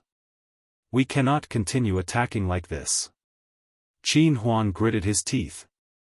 "Otherwise, the last of the Iha bloodline will all die here. Royal Father, we cannot continue to be controlled by Lu Yan. Lu Yan's heart is like a jackal. He has no intention of cooperating with the Iha kingdom at all. Instead, he is using the blood of the Iha kingdom's soldiers to deplete Shangyang City's heavy cannons and arrows. Once the Iha kingdom loses its value, Lu Yan will definitely not let us off." Lu Yang was stunned and said in a low voice, "Young Highness, lower your voice. The walls might have ears, ha ha ha." Qin Huan could not help but laugh. "We are so careful. Are we still the Iha kingdom of the past? Back then, didn't the Iha kingdom hold up the banner of treating all people as benevolent and treating all people as equals? Now, we can peacefully watch as our people are slaughtered by jackals and wolves, and peacefully watch as the Iha kingdom's warriors are slaughtered by our enemies. I cannot accept this." Huan, Qin Yi looked up at his son and said, "Calm down. No one wants to see today's situation, but what can we do?" Qin Huan said, "Does Royal Father not know that Feng Jixing has arrived?" "I know. Then does royal father know who else has come with Feng Jixing? Su Jiantao and the generals of the national army, as well as Feng Jixing's lackeys Zhang Wei and Luo Yu. Qin Huan smiled faintly. Father knows a little, but not everything. How so? I've already sent people to investigate. The people who followed Feng Jixing to Mingshan province were the former Marshal Ding Shi of Iha country, as well as Ding Sangeng and the others under Ding Shi. Ding Shi is now the main general of the rear army of the Great Qin Empire. He single-handedly manages all the provisions and supplies, and controls the lifeline of the Great Qin Empire's army. Oh? Qin Yi's eyes lit up. Huan, what do you mean? Defeat the Qin Empire through Ding Shi? No. Qin Huan shook his head and frowned. Feng Jixing can't be defeated. If Feng Jixing is defeated, our Iha country will vanish instantly. Villains like Lu Yen and Fu Yun will not let us go. In my opinion, times have changed. We should join hands with Feng Jixing. Feng Jixing's enemies are Lu Yen and Fu Yun, and our enemies are also Lu Yen and Fu Yun. No, we can't. Qin Yi shook his head suddenly. It's impossible for the Iha country and the empire to cooperate anymore. Huan, give up this idea. Royal father. Qin Huan didn't give up persuading him. He continued, what royal father is worried about is nothing more than the war 12 years ago. But now things have changed. The empire has suffered from the wars of the Demon Tribe, the Tianji Empire, and the Blackstone Empire. They have suffered from the war and can't bear the pain of war anymore. How much hatred will they have for the Iha country? But now, Feng Jixing has less than 100,000 soldiers, while Lu Yan and Fu Yun have about 140,000 soldiers. They are definitely not under Feng Jixing. Feng Jixing is a smart man. He naturally knows how to win the war with the least cost. Qin Yi seemed a little tired. He leaned back on the chair softly and said, what do you think? Lu Yang said, maybe, this is the best result. The other captaincy also nodded. Commander, please make a decision. Qin Yi sighed. Then, let's discuss how to join hands with Feng Jixing. What is the bargaining chip of the alliance? We need to see Feng Jixing first. Qin Huan frowned and said, I am willing to go to see Feng Jixing at night. But, Royal Father, please let someone go with me. Oh? Tell me who? Lin Sun. The Lin Sun who hit Lu Yen 2 days ago? Yes. Qin Huan said in a deep voice, Royal Father, you may not know this, but Lin Sun is the cousin of Iha country's General Lin Yu. He used to follow Marshal Long Qianlin and later became very close to Marshal Ding Shi. Therefore, it may be safer to bring Lin Sun to the Imperial Army's camp. After all, even if Ding Shi doesn't give me face, he will at least give face to his old friend, Lin Sun. But do you know how dangerous this trip will be? I know, but I am willing to take the risk. Permission granted. Qin Yi waved his hand slightly and said, Huan, you and Lin Sun should change into the clothes of craftsmen, and pretend to be laborers who are transporting wood for the catapults. Otherwise, Lu Yen and Fu Yun will never let you go. Yes, I know. On the way, take care. Qin Yi looked at him deeply and suddenly felt a pain in his heart. He found that his son had begun to understand how to take responsibility, but it was the same as pushing him onto the road to ruin. When it was almost dawn, a group of people appeared on the main road pushing a flatbed cart. It was Qin Huan, Lin Sun, and the others. They had changed into craftsmen's clothes and escaped the disaster. Otherwise, they would have become food for the Blackstone Empire.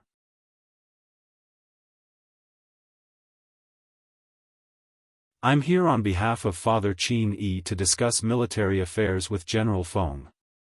Military affairs?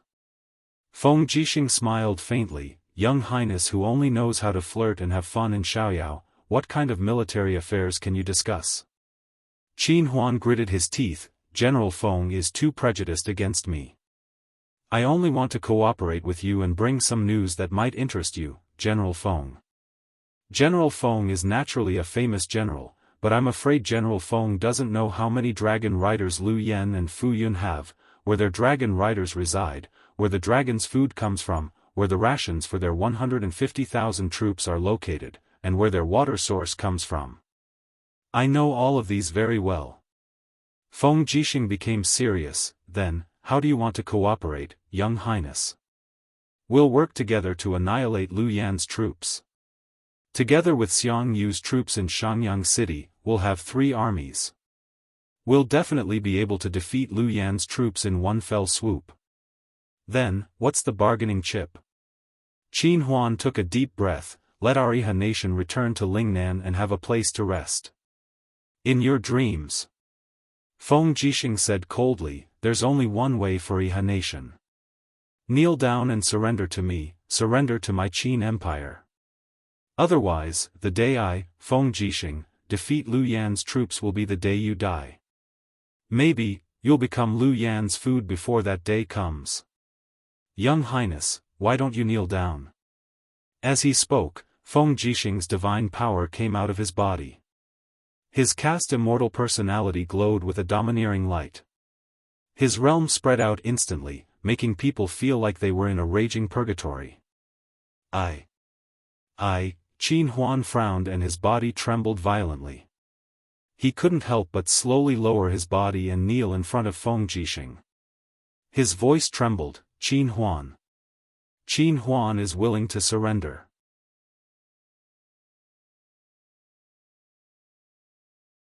Chapter 1029. What's going on? The curtain of the tent was lifted, and Ding Shi came in wearing a set of exquisite and mighty armor. The 3 golden stars on his collar were shining brightly. His status in the Qin Empire was not low either. He was a commander-level warlord, and to a certain extent, he was on an equal footing with Feng Jixing. Qin Huan. When Ding Shi saw the man kneeling on the ground, he couldn't help but be shocked. Feng Jixing immediately withdrew his domain and said with a smile, General Ding Shi is here. When the domain disappeared, the uncomfortable feeling in Qin Huan's body instantly disappeared as well. However, his face was covered in cold sweat. No one knew how profound Feng Jixing's cultivation was, but it was clearly not something that ordinary people could match up to. What the hell is going on? Lin Sun? Ding Shi found another acquaintance. Lin Sun hurriedly saluted and said, General Ding, we have nowhere to go. Lu Yan doesn't treat us as human beings at all. Many soldiers of Iha country died tragically under Lu Yan's butcher knife, so the commander and the young prince have decided to cooperate with the empire to fight against Lu Yan's army. It's not cooperation. Feng Jixing waved his hand and said with a smile, it's surrender. Iha country has surrendered to the empire. This must be made clear. Qin Huan slowly stood up and said, surrender then, but there's no time to lose. Lu Yan ordered us to attack Shenyang City every day, and many people will die every day. General Feng, please make a decision as soon as possible. Yes. Feng Jixing nodded and asked, General Ding Shi, what do you think? Ding Shi also roughly knew what had happened. He nodded and said, our provisions and troops are not fully sufficient. It will take at least 10 days for the Imperial Army's infantry to arrive here. If we fight with Lu Yan's army now, I'm afraid the odds of winning are only 50-50. Even if we win, it will be a Pyrrhic victory. Besides, the National Army, Shu, Feng Jixing suddenly made a gesture of silence and said with a smile, someone, arrange for the young prince to rest first. I'll discuss it with Marshal Ding Shi. The rest of you, leave. Yes, Commander. In the blink of an eye, there were only 2 people left in the tent. Ding Shi looked puzzled. What's wrong, General Feng? Feng Jixing said in a low voice, we captured a person yesterday, and he's one of Zhuang Yan's men. We obtained information from him that Zhuang Yan, Su Changjing, and the others have already decided to submit to Liu Yan and Fu Yun, whereas the condition Liu Yan and Fu Yun raised was for Zhuang Yan and the others to write a joint declaration, hand over their official seals, and hand over all the supplies the Imperial Army brought along to the Darkstone Empire. I presume that Zhuang Yan will surely make a move in the next 2 days. Zhuang Yan, that bastard, is he really going to betray the Empire? Ding Shi's tone was somewhat agitated. Humph, it's only a matter of time before this kind of villain betrays us. However, it's a good thing that he betrays us now. I plan to beat him at his own game and send our gift to Liu Yan as a meeting gift. What do you mean? Commander Feng has a plan? Yes. Feng Jixing nodded and said, there are more than 50,000 soldiers in the National Army, and the only things they're carrying are some dry rations and the magic crystal crossbows they've asked for in every possible way. There are about 50,000 bolts in the magic crystal crossbows. I'm guessing that Zhuang Yan will definitely offer these magic crystal crossbows to the Blackstone Empire because the magic crystal crossbows and cannons are what the Blackstone Empire fears the most. That's why I'm going to increase the amount for the National Army and offer the magic crystals of the Forbidden Army and Dark South Army to Liu Yan. The people of the Blackstone Empire don't know how to use magic crystals, so it's the same as picking up a hot potato. As long as we light one of them, it'll cause a chain of explosions. At that time, with our tens of thousands of cavalry attacking, it's not impossible for us to win with our numbers. Ding Shi couldn't help but laugh loudly. Feng Jixing's eyes widened. Say something, what are you laughing at? Ding Shi stopped laughing and said, I'm laughing because Marshal Long Qianlin was right. Among the generals of the Qin Empire, only Lin Muyu and Feng Jixing are scheming and full of evil tricks.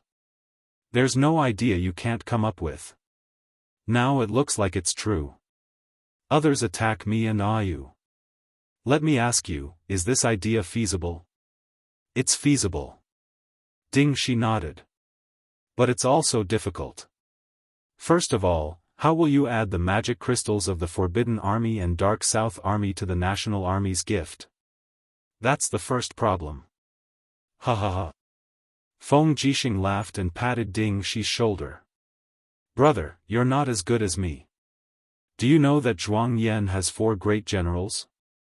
Zhao, Qian, Sun, and Li, these 4 generals are the most valued by Zhuang Yan. And these 4 people have long been bribed. Their families have all moved to Lanyan City to live, and I've treated them to more than a banquet. Humph, Zhuang Yan thinks that the people around him are his own people, but he doesn't know that I've already planted a lot of spies. Ding Shi was speechless. Schemer. No, this is called a man of great ambition doesn't care about trifles. Then did you stay in the brothel after drinking the banquet? No, how can I, Feng Jixing, be that kind of person? Your face is red. I must be right. Feng Jixing gritted his teeth. Let's skip this and continue to talk about military affairs. This matter still needs General Ding Shi's cooperation to ensure that nothing goes wrong. General Feng, please speak. From today on, I'll hand over all the defense of the camp to you. Once Zhuang Yan and the others make a move, General only needs to chase and kill them. There's no need to kill them all, just send them to Liu Yan's camp. And I'll naturally train my troops and wait for this massacre. All right. Ding Shi looked at the sky outside and said, the next few days will be very dangerous. General Feng, please be careful. Perhaps Fu Yun will send someone to assassinate you. Don't worry, Ouyang Yan and the 4 absolutes of white leaves are here. Fu Yun doesn't have that much courage. That's good. Just a day later, the Imperial Army made their move. At night, a row of carriages carrying heavy goods left the camp. Who's there? The patrolling Imperial Army soldier raised a torch and asked loudly, what's on the carriage? On the carriage, a man lifted his cloak and shouted in a low voice, are your dog eyes blind? You don't even recognize me? Oh, so it's Commander Zhuang. Going out so late at night? What's on the carriage? Please let us take a look. This is our duty. Commander, please don't make things difficult for us. It's all some grass and bran that the horses don't eat. They'll be thrown away after they're taken out. This commander is personally supervising the transportation of rations, and you want to inspect it? Yes, please forgive us, Commander Zhuang. Impudent. Zhuang Yan suddenly pulled out his sword and shouted in a low voice, "Who do you think you are? You don't know your place. You even dare to offend me?" The centurion hurriedly said, "Commander, please don't be angry. It's just that, the wheel marks are so deep. It doesn't look like it's empty. It's better to inspect it." Zhuang Yan's eyes were cold and he didn't say a word. The centurion was stunned for a moment, then smiled sheepishly and said, Since Commander Zhuang is in a hurry, then forget it. At least you know what's good for you." Nearly 100 carriages left the camp in an endless stream. Zhuang Yan also swaggered off together with them. Behind the fence of the camp, 3 figures stood there like mountains. They were Feng Jixing, Ding Shi, and Su Jiantao. "They've left?" Feng Jixing asked. "Yes, they've left. After the time it takes for a stick of incense to burn, send your men to intercept them. There is no need to be serious, just shoot a few people and leave." Su Jiantao immediately passed down the order to secretly gather all the cavalry. 2 hours later, follow me to attack Liu Yan's central army. We must shake the morale of the Blackstone Empire's army and make them not have the heart to continue fighting here. Yes. Su Jiantao cupped his fists. Ding Shi then said, "You can release Yushu. Once our army moves, the Iha country and Shangyang city's army must also attack together, otherwise it will be difficult to obtain any merit." Yes, immediately. Late at night, after the convoy had experienced an interception, they arrived at the camp of Liu Yan's army. The torches were brightly lit and Liu Yan, Fu Yun and the rest personally came out to welcome them. However, they saw that the cloth bags of the convoy and the wheels were pierced with arrows. The white feathers were very eye-catching. Zhuang Yan lifted his cloak and dismounted. This subordinate Zhuang Yan greets Commander Liu Yan. Liu Yan sneered and did not speak. In his eyes, Zhuang Yan was just a dog wagging its tail and begging for pity. "Inspect the goods." "Yes." A group of soldiers came forward and used their spears to pierce through the goods on the carriages. Other than the dried cattle and sheep, there were carriages full of magic crystal reserves. Liu Yan walked forward and narrowed his eyes to look at the neatly arranged magic crystal cannons on the carriages and said, "These are the magic crystal cannons that the Qin army is using to fight against us?" Zhuang Yan was stunned. He only thought that they had delivered magic crystal crossbows and did not think that there would be magic crystal cannons. He could not help but look at his subordinates, but they purposely did not look at him. "Yes, Commander." Zhuang Yan could only brace himself and nod. Without these cannons, I want to see how Feng Jixing is going to defend against our cavalry and dragon riders. Liu Yan said in a deep voice, "Send them all into the main camp's armament storage." "Yes." Just at this time, Fu Yun said, "Wait, N." Fu Yun floated forward and picked up a magic crystal cannon. However, he found that there was a small red light on it that flickered. He could not help but frown. "What is this?" One of Zhuang Yan's subordinates said, reporting to Darren, "This is the signal of the magic crystal cannon, indicating that it can be used." "Oh. So that's how it is." Fu Yun did not understand, so he said with a smile, "Store it." "Yes." What kind of signal was this? This was just a time detonation device provided to Feng Jixing by the Celestial Emperor system. There were 10 of them in total, and they were separately hidden in 10 magic crystal cannons. 2 hours later, the sound of heavy iron hooves could be heard on the plains. Feng Jixing, Su Jiantao, and Ding Shi were all dressed in armor. They were looking at the situation in the Blackstone Empire's main camp several li away. It seemed like the magic crystal cannons had not been fired yet. Suddenly, with a burst of noise, a group of people came over. It was Zhuang Yan's group, who were in charge of transporting supplies. However, Zhuang Yan had already been captured by the 4 generals and thrown into the war chariot. "Feng Jixing, you scoundrel!" Zhuang Yan cursed loudly while looking at his trusted subordinates. He roared, "Zhao Qian, Sun Li, you 4 scoundrels, traitors, you are all traitors. General Feng, how should we deal with this person?" Feng Jixing urged his horse forward and looked at Zhuang Yan with disdain.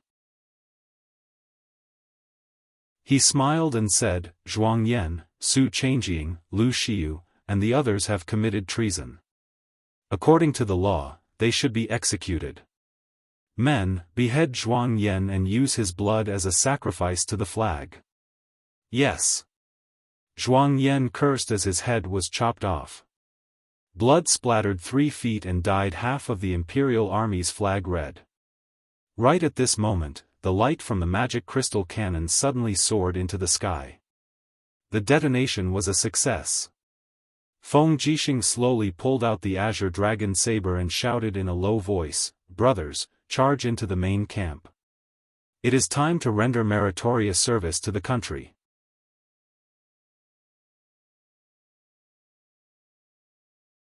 Chapter 1030. The sound of war drums and cannons mixed together. Lu Yen was startled awake from his sleep and hurriedly got up. He didn't even have time to put on his armor before he dashed out of the camp.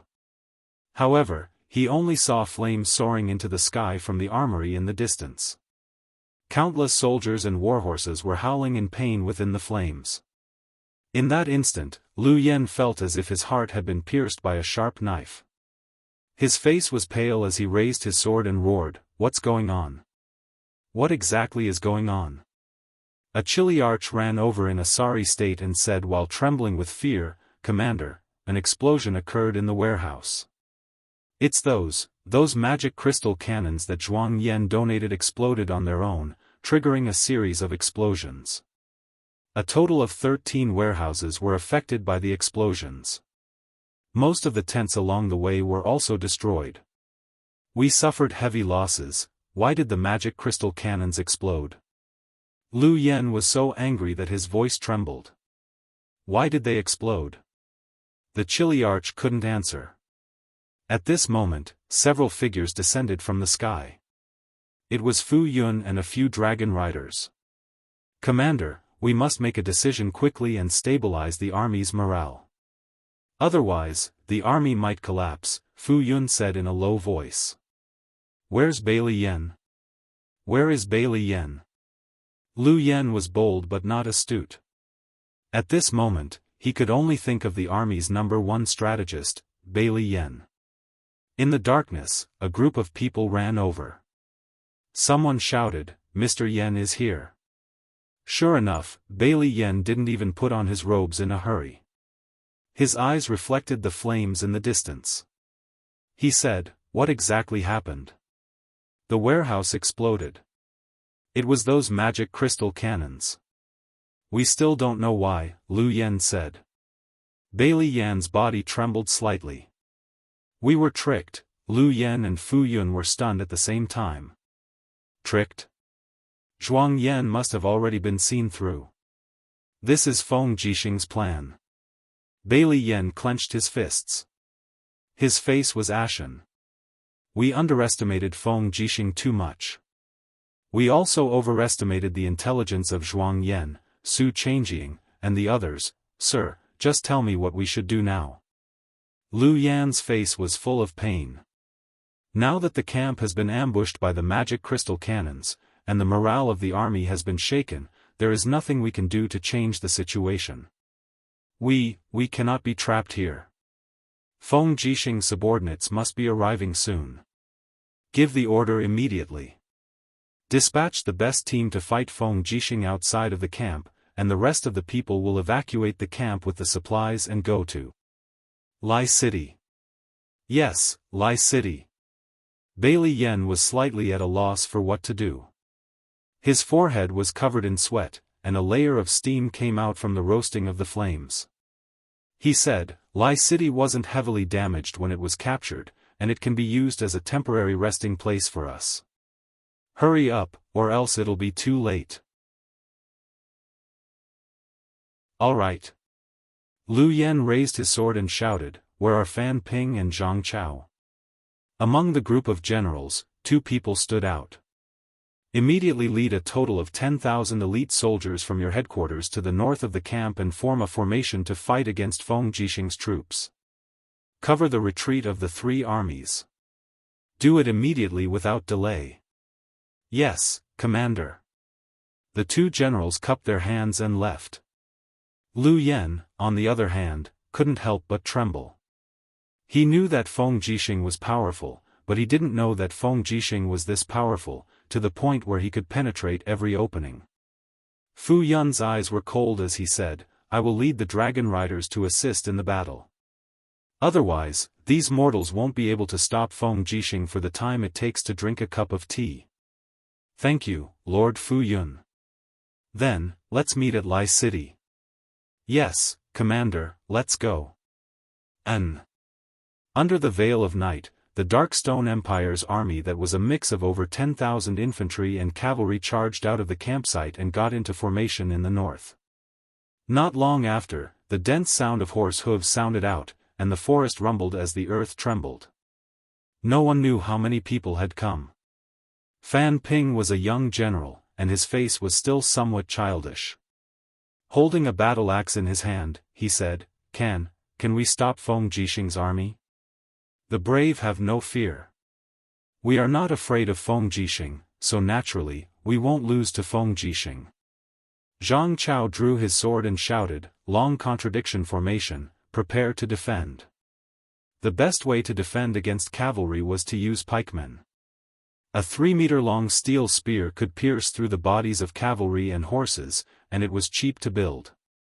Training a pikeman and a steel spear only cost a few coins.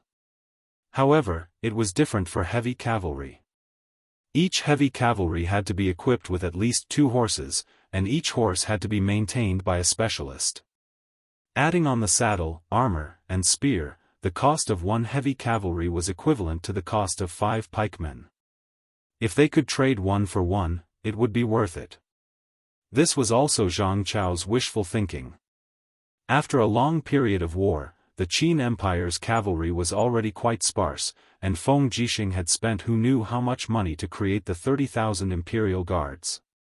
If they could destroy these 30,000 imperial guards, the Qin Empire's national strength would definitely be at its weakest. Torches were raised, illuminating everyone's faces. Most of the soldiers of the Blackstone Empire looked exhausted. They had been away from home for too long, and they had almost lost the motivation and courage to continue fighting. The only thing that kept them going was probably the frenzied slaughter, plunder, and ravage of the enemy's women. They're coming, they're coming. Fan Ping murmured. As expected, the sound of horse hooves crushing dried branches grew more and more frequent. In the next moment, countless cavalry wearing the armor of the Imperial Army and Sangnan Army broke out of the forest, brandishing their shining weapons as they charged. Fire! Zhang Chao roared. In the sky, arrows whizzed through the air, and in front of the heavy cavalry, Feng Jixing raised his palm, and a lightning domain wreaked havoc in the air, distorting the arrows within dozens of meters. This was the limit of what he could do, and the heavy cavalry phalanx that could not be covered by Feng Jixing all raised their shields. The heads and bodies of the horses were all wrapped in thick armor, and the damage that stray arrows could do was too little. Zhang Wei raised his sword and madly urged his horse forward. When he was less than 100 meters away, he laughed and said, "Brothers, use the magic crystal crossbows and let these bastards have a taste of our power." One by one, the Imperial Guards released the magic crystal crossbows. Instantly, streaks of azure light fell into the crowd of Blackstone Empire soldiers. In the blink of an eye, small mushroom clouds rose into the sky, and the scorching shockwaves melted the bodies of the pikemen together with their spears. By the time the Imperial Guards got close, the pikemen formation was already useless. "Kill, kill for me!" Feng Jixing roared. He pulled out the azure dragon and crimson phoenix blades and slashed out waves of flames that engulfed the Blackstone Empire soldiers in the surroundings. Feng Jixing's warhorse was extremely fast. Fan Ping didn't even have time to escape before he crashed into him. He hurriedly raised his battle axe and roared as he slashed at Feng Jixing. Clang! The azure dragon blade slashed horizontally, shattering the edge of the battle axe and slicing through Fan Ping's neck. Instantly, a line of blood spread out. The young man couldn't even withstand a single blow, and in the blink of an eye, he fell from his horse and died. On the other side, a ball of raging flames descended from the sky, instantly devouring Zhang Chao's body. In the sky, a beautiful woman walked through the air. With every step she took, a magnificent flame lotus appeared. It was Ouyang Yen. After not seeing her for a long time, her strength had once again increased by leaps and bounds. Fan Ping and Zhang Chao thought that the spears and heavy shields would be able to stop their opponents, but that was not the case. Under the unstoppable destructive power of the demonic crystal crossbow, the spear formation was easily destroyed. Su Jiantao brandished his sharp sword, constantly slashing left and right as he charged forward. However, he suddenly felt a deep chill, and he couldn't help but quickly stop his warhorse. He shouted to the people in front of him, "Zhang Wei, be careful. An expert is coming." In the sky, the figures of dragon knights appeared one after another. At the same time, the huge dragon also roared angrily as it sprayed dragon flames onto the ground. In the blink of an eye, the Imperial Guard and Sangnan army suffered heavy losses. F***CK. Feng Jixing gritted his teeth and leaped up. His two sabers slashed at the nearest dragon knight with the power of a dimensional storm. At the same time, he activated the martial god technique. Instantly, the sabers were suffused with a chilling aura, and the killing power was at least doubled. Ka-cha! The huge black dragon let out a mournful wail, a half-meter-long gash appeared on its neck. Feng Jixing straightened his body and swept his two sabers horizontally, a human head instantly flew into the air. However, before he could catch his breath, two dragon knights attacked him from the left and right. One of them was even a god king. In the blink of an eye, Feng Jixing was in a bitter battle. Ouyang Yen stood in the air without moving. She stood on a huge flaming disc, and with a wave of her hand, a shocking flaming palm print blasted out, causing the dragon knights in the distance to be in a sorry state. In the night wind, a handsome and elegant figure appeared. It was Scholar Ling. His clear eyes watched the slaughter on the ground. Suddenly, the flute in his hand glowed with divine light as it swept across the ground. He said softly, "Freeze." This was a mid-grade Frost Law divine tome. It was extremely powerful. Layer after layer of frost spread out, and in the blink of an eye, nearly 1,000 people from the Blackstone Empire were frozen on the spot. They died instantly. The Imperial army passed by like they were breaking dry weeds.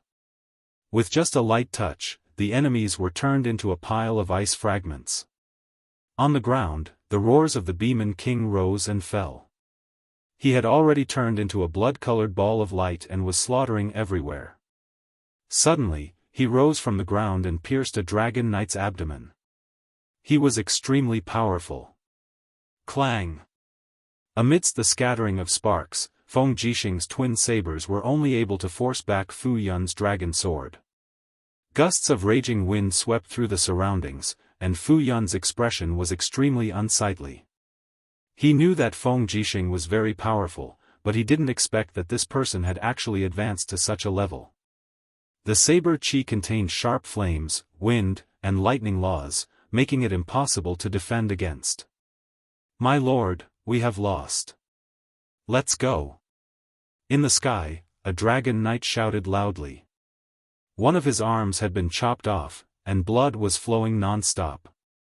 Fu Yun glared fiercely at Feng Jixing, nodded, and said, "Let's go." Feng Jixing didn't chase after them. As the commander, it was a taboo to underestimate the enemy and advance rashly. In the distance, densely packed torches attacked. They were the people from the Iha Empire, as well as Xiang Yu's troops in Xiangyang City. They had already launched a surprise attack. For a moment, the Blackstone Empire's army could only be defeated. They were badly mutilated as they fled in the direction of Lai City.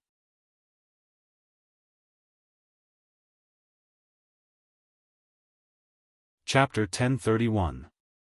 The pursuit lasted for 3 whole days. Lu Yanjun had almost lost all his warhorses. Feng Jixing, Xiang Yu, and the others had already joined forces and released all the civilians that Lu Yanjun had captured as food and sent them back home. Meanwhile, the main force of the Imperial Army and Songnan Army killed countless people along the way. They directly killed their way to Lai City, but due to the lack of provisions, they had to retreat. A mere Lai City could not be defended for long.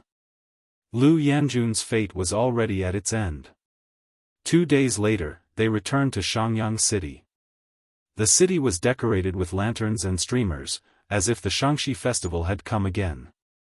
The haze of death that shrouded the whole city had ended because of the great victory of Feng Jixing and Su Jiantao. The civilians naturally cheered and danced. After the battle, Lu Yanjun lost more than half of his men, while the Imperial Army and the Songnan Army lost nearly 10,000 men. As for Iha country, they attacked from the flank and were counterattacked by Lu Yanjun. They only had about 30,000 men left. As for the 30,000 soldiers of Iha country, they were now stationed outside Xiangyang City. On one side, the Imperial Army and the Songnan Army surrounded and protected them. Although the governor's office of Xiangyang City was not as majestic and solemn as Zetian Palace, it had a unique style. Southern-style buildings could be seen everywhere. There were groups of maids and countless attendants. At this time, the governor's office was beating drums and gongs to welcome the arrival of Feng Jixing, Su Jiantao, and other important officials of the empire.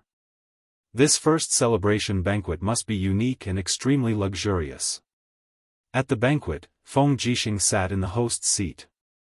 After all, he was acting as the marshal for Lin Muyu, so his status was naturally above everyone else.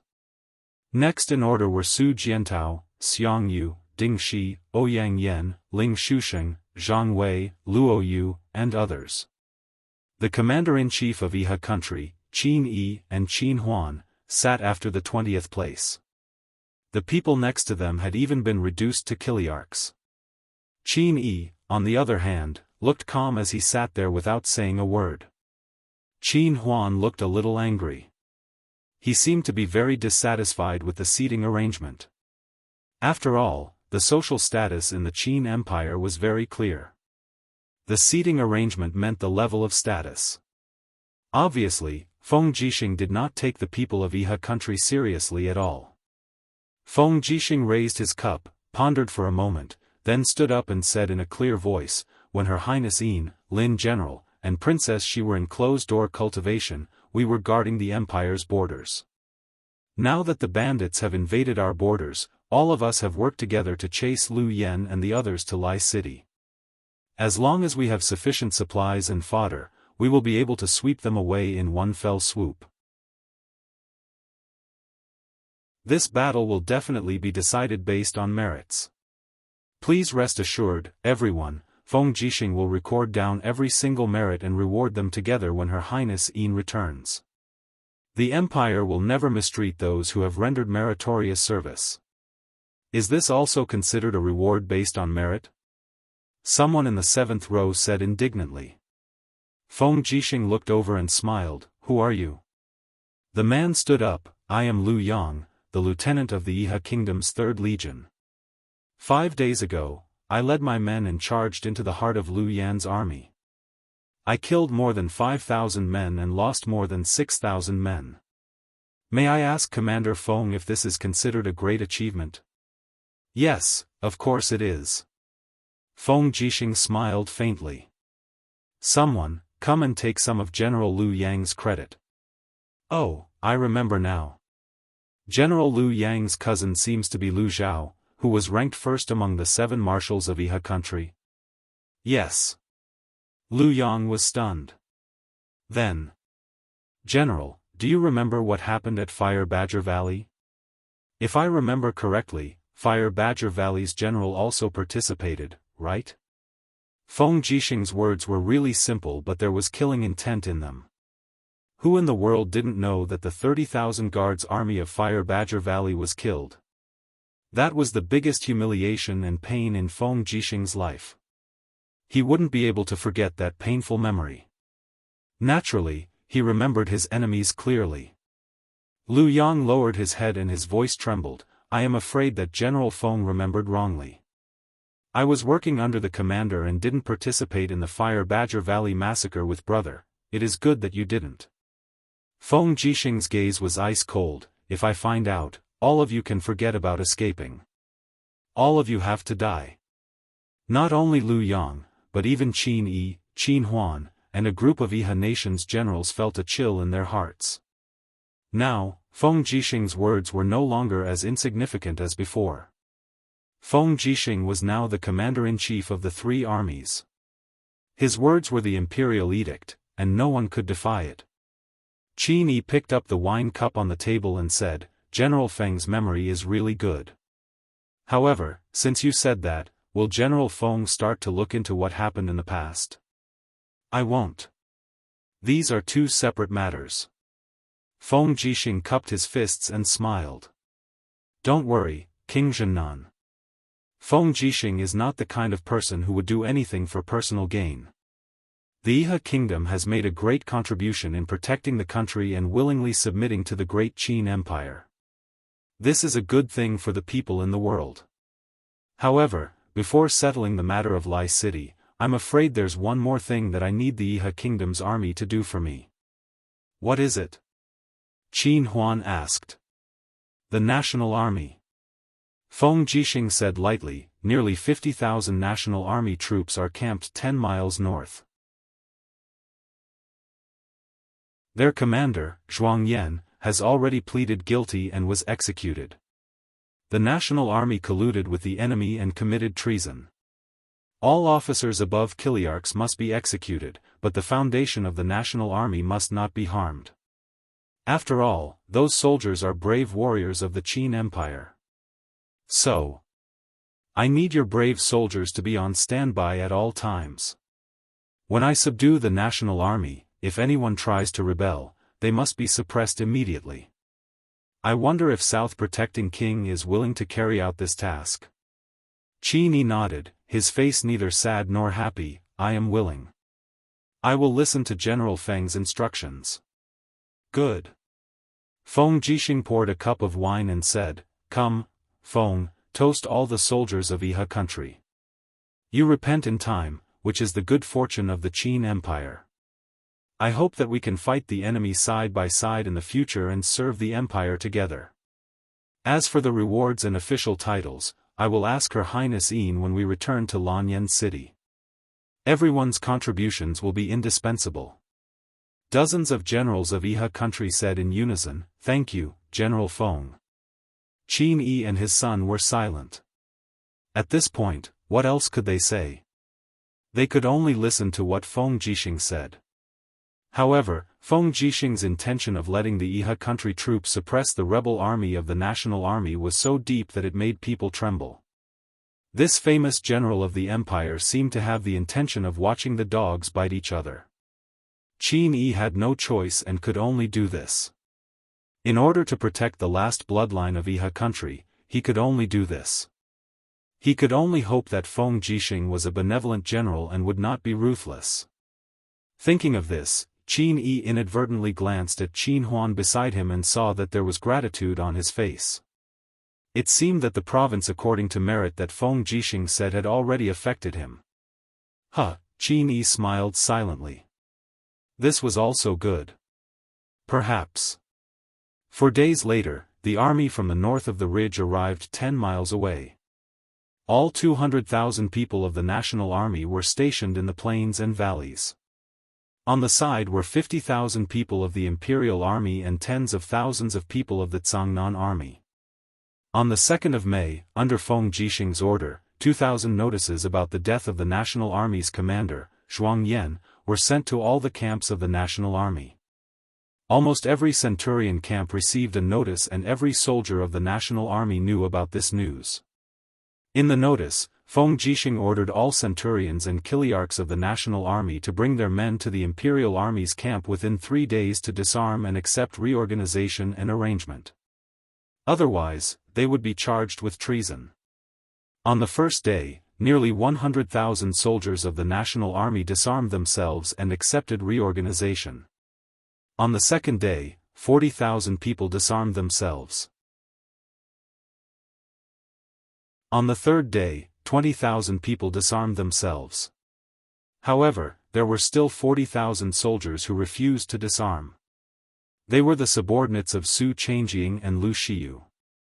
In the middle of the night, stars filled the sky and illuminated the earth. However, the people on the ground were extremely distressed.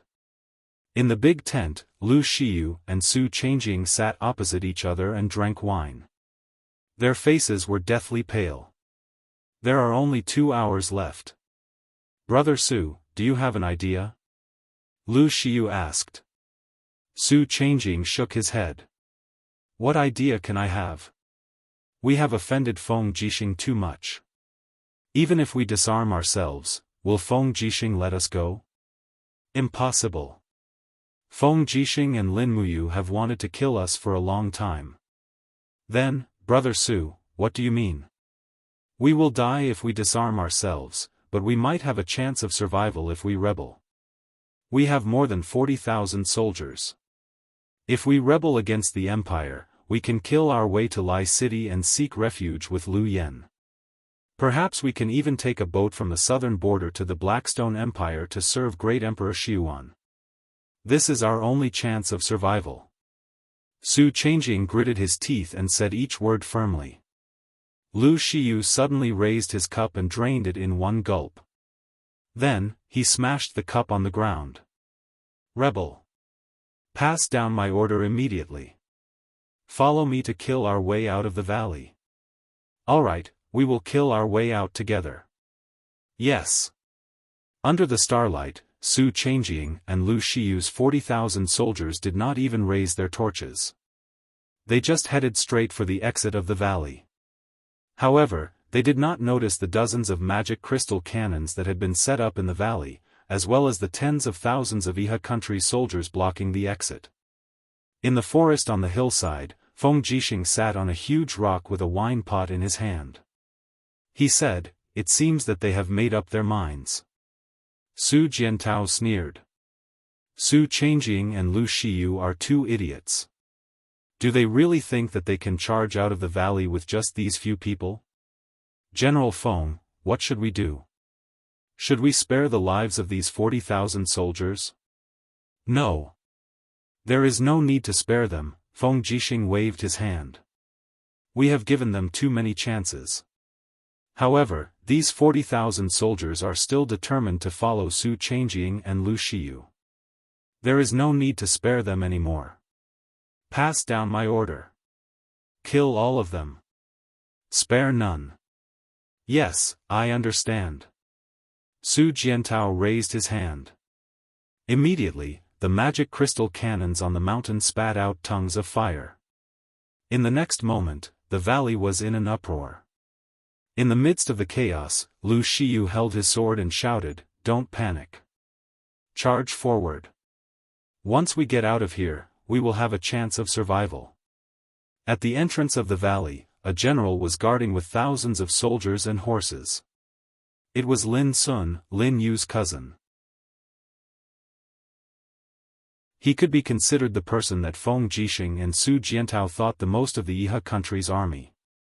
Lin Sun slowly raised his palm and said, "Raise your shields and start shooting." You're tuning in to the Unparalleled SwordWill YouTube channel. Don't forget to subscribe and join us on this journey to catch the most captivating stories.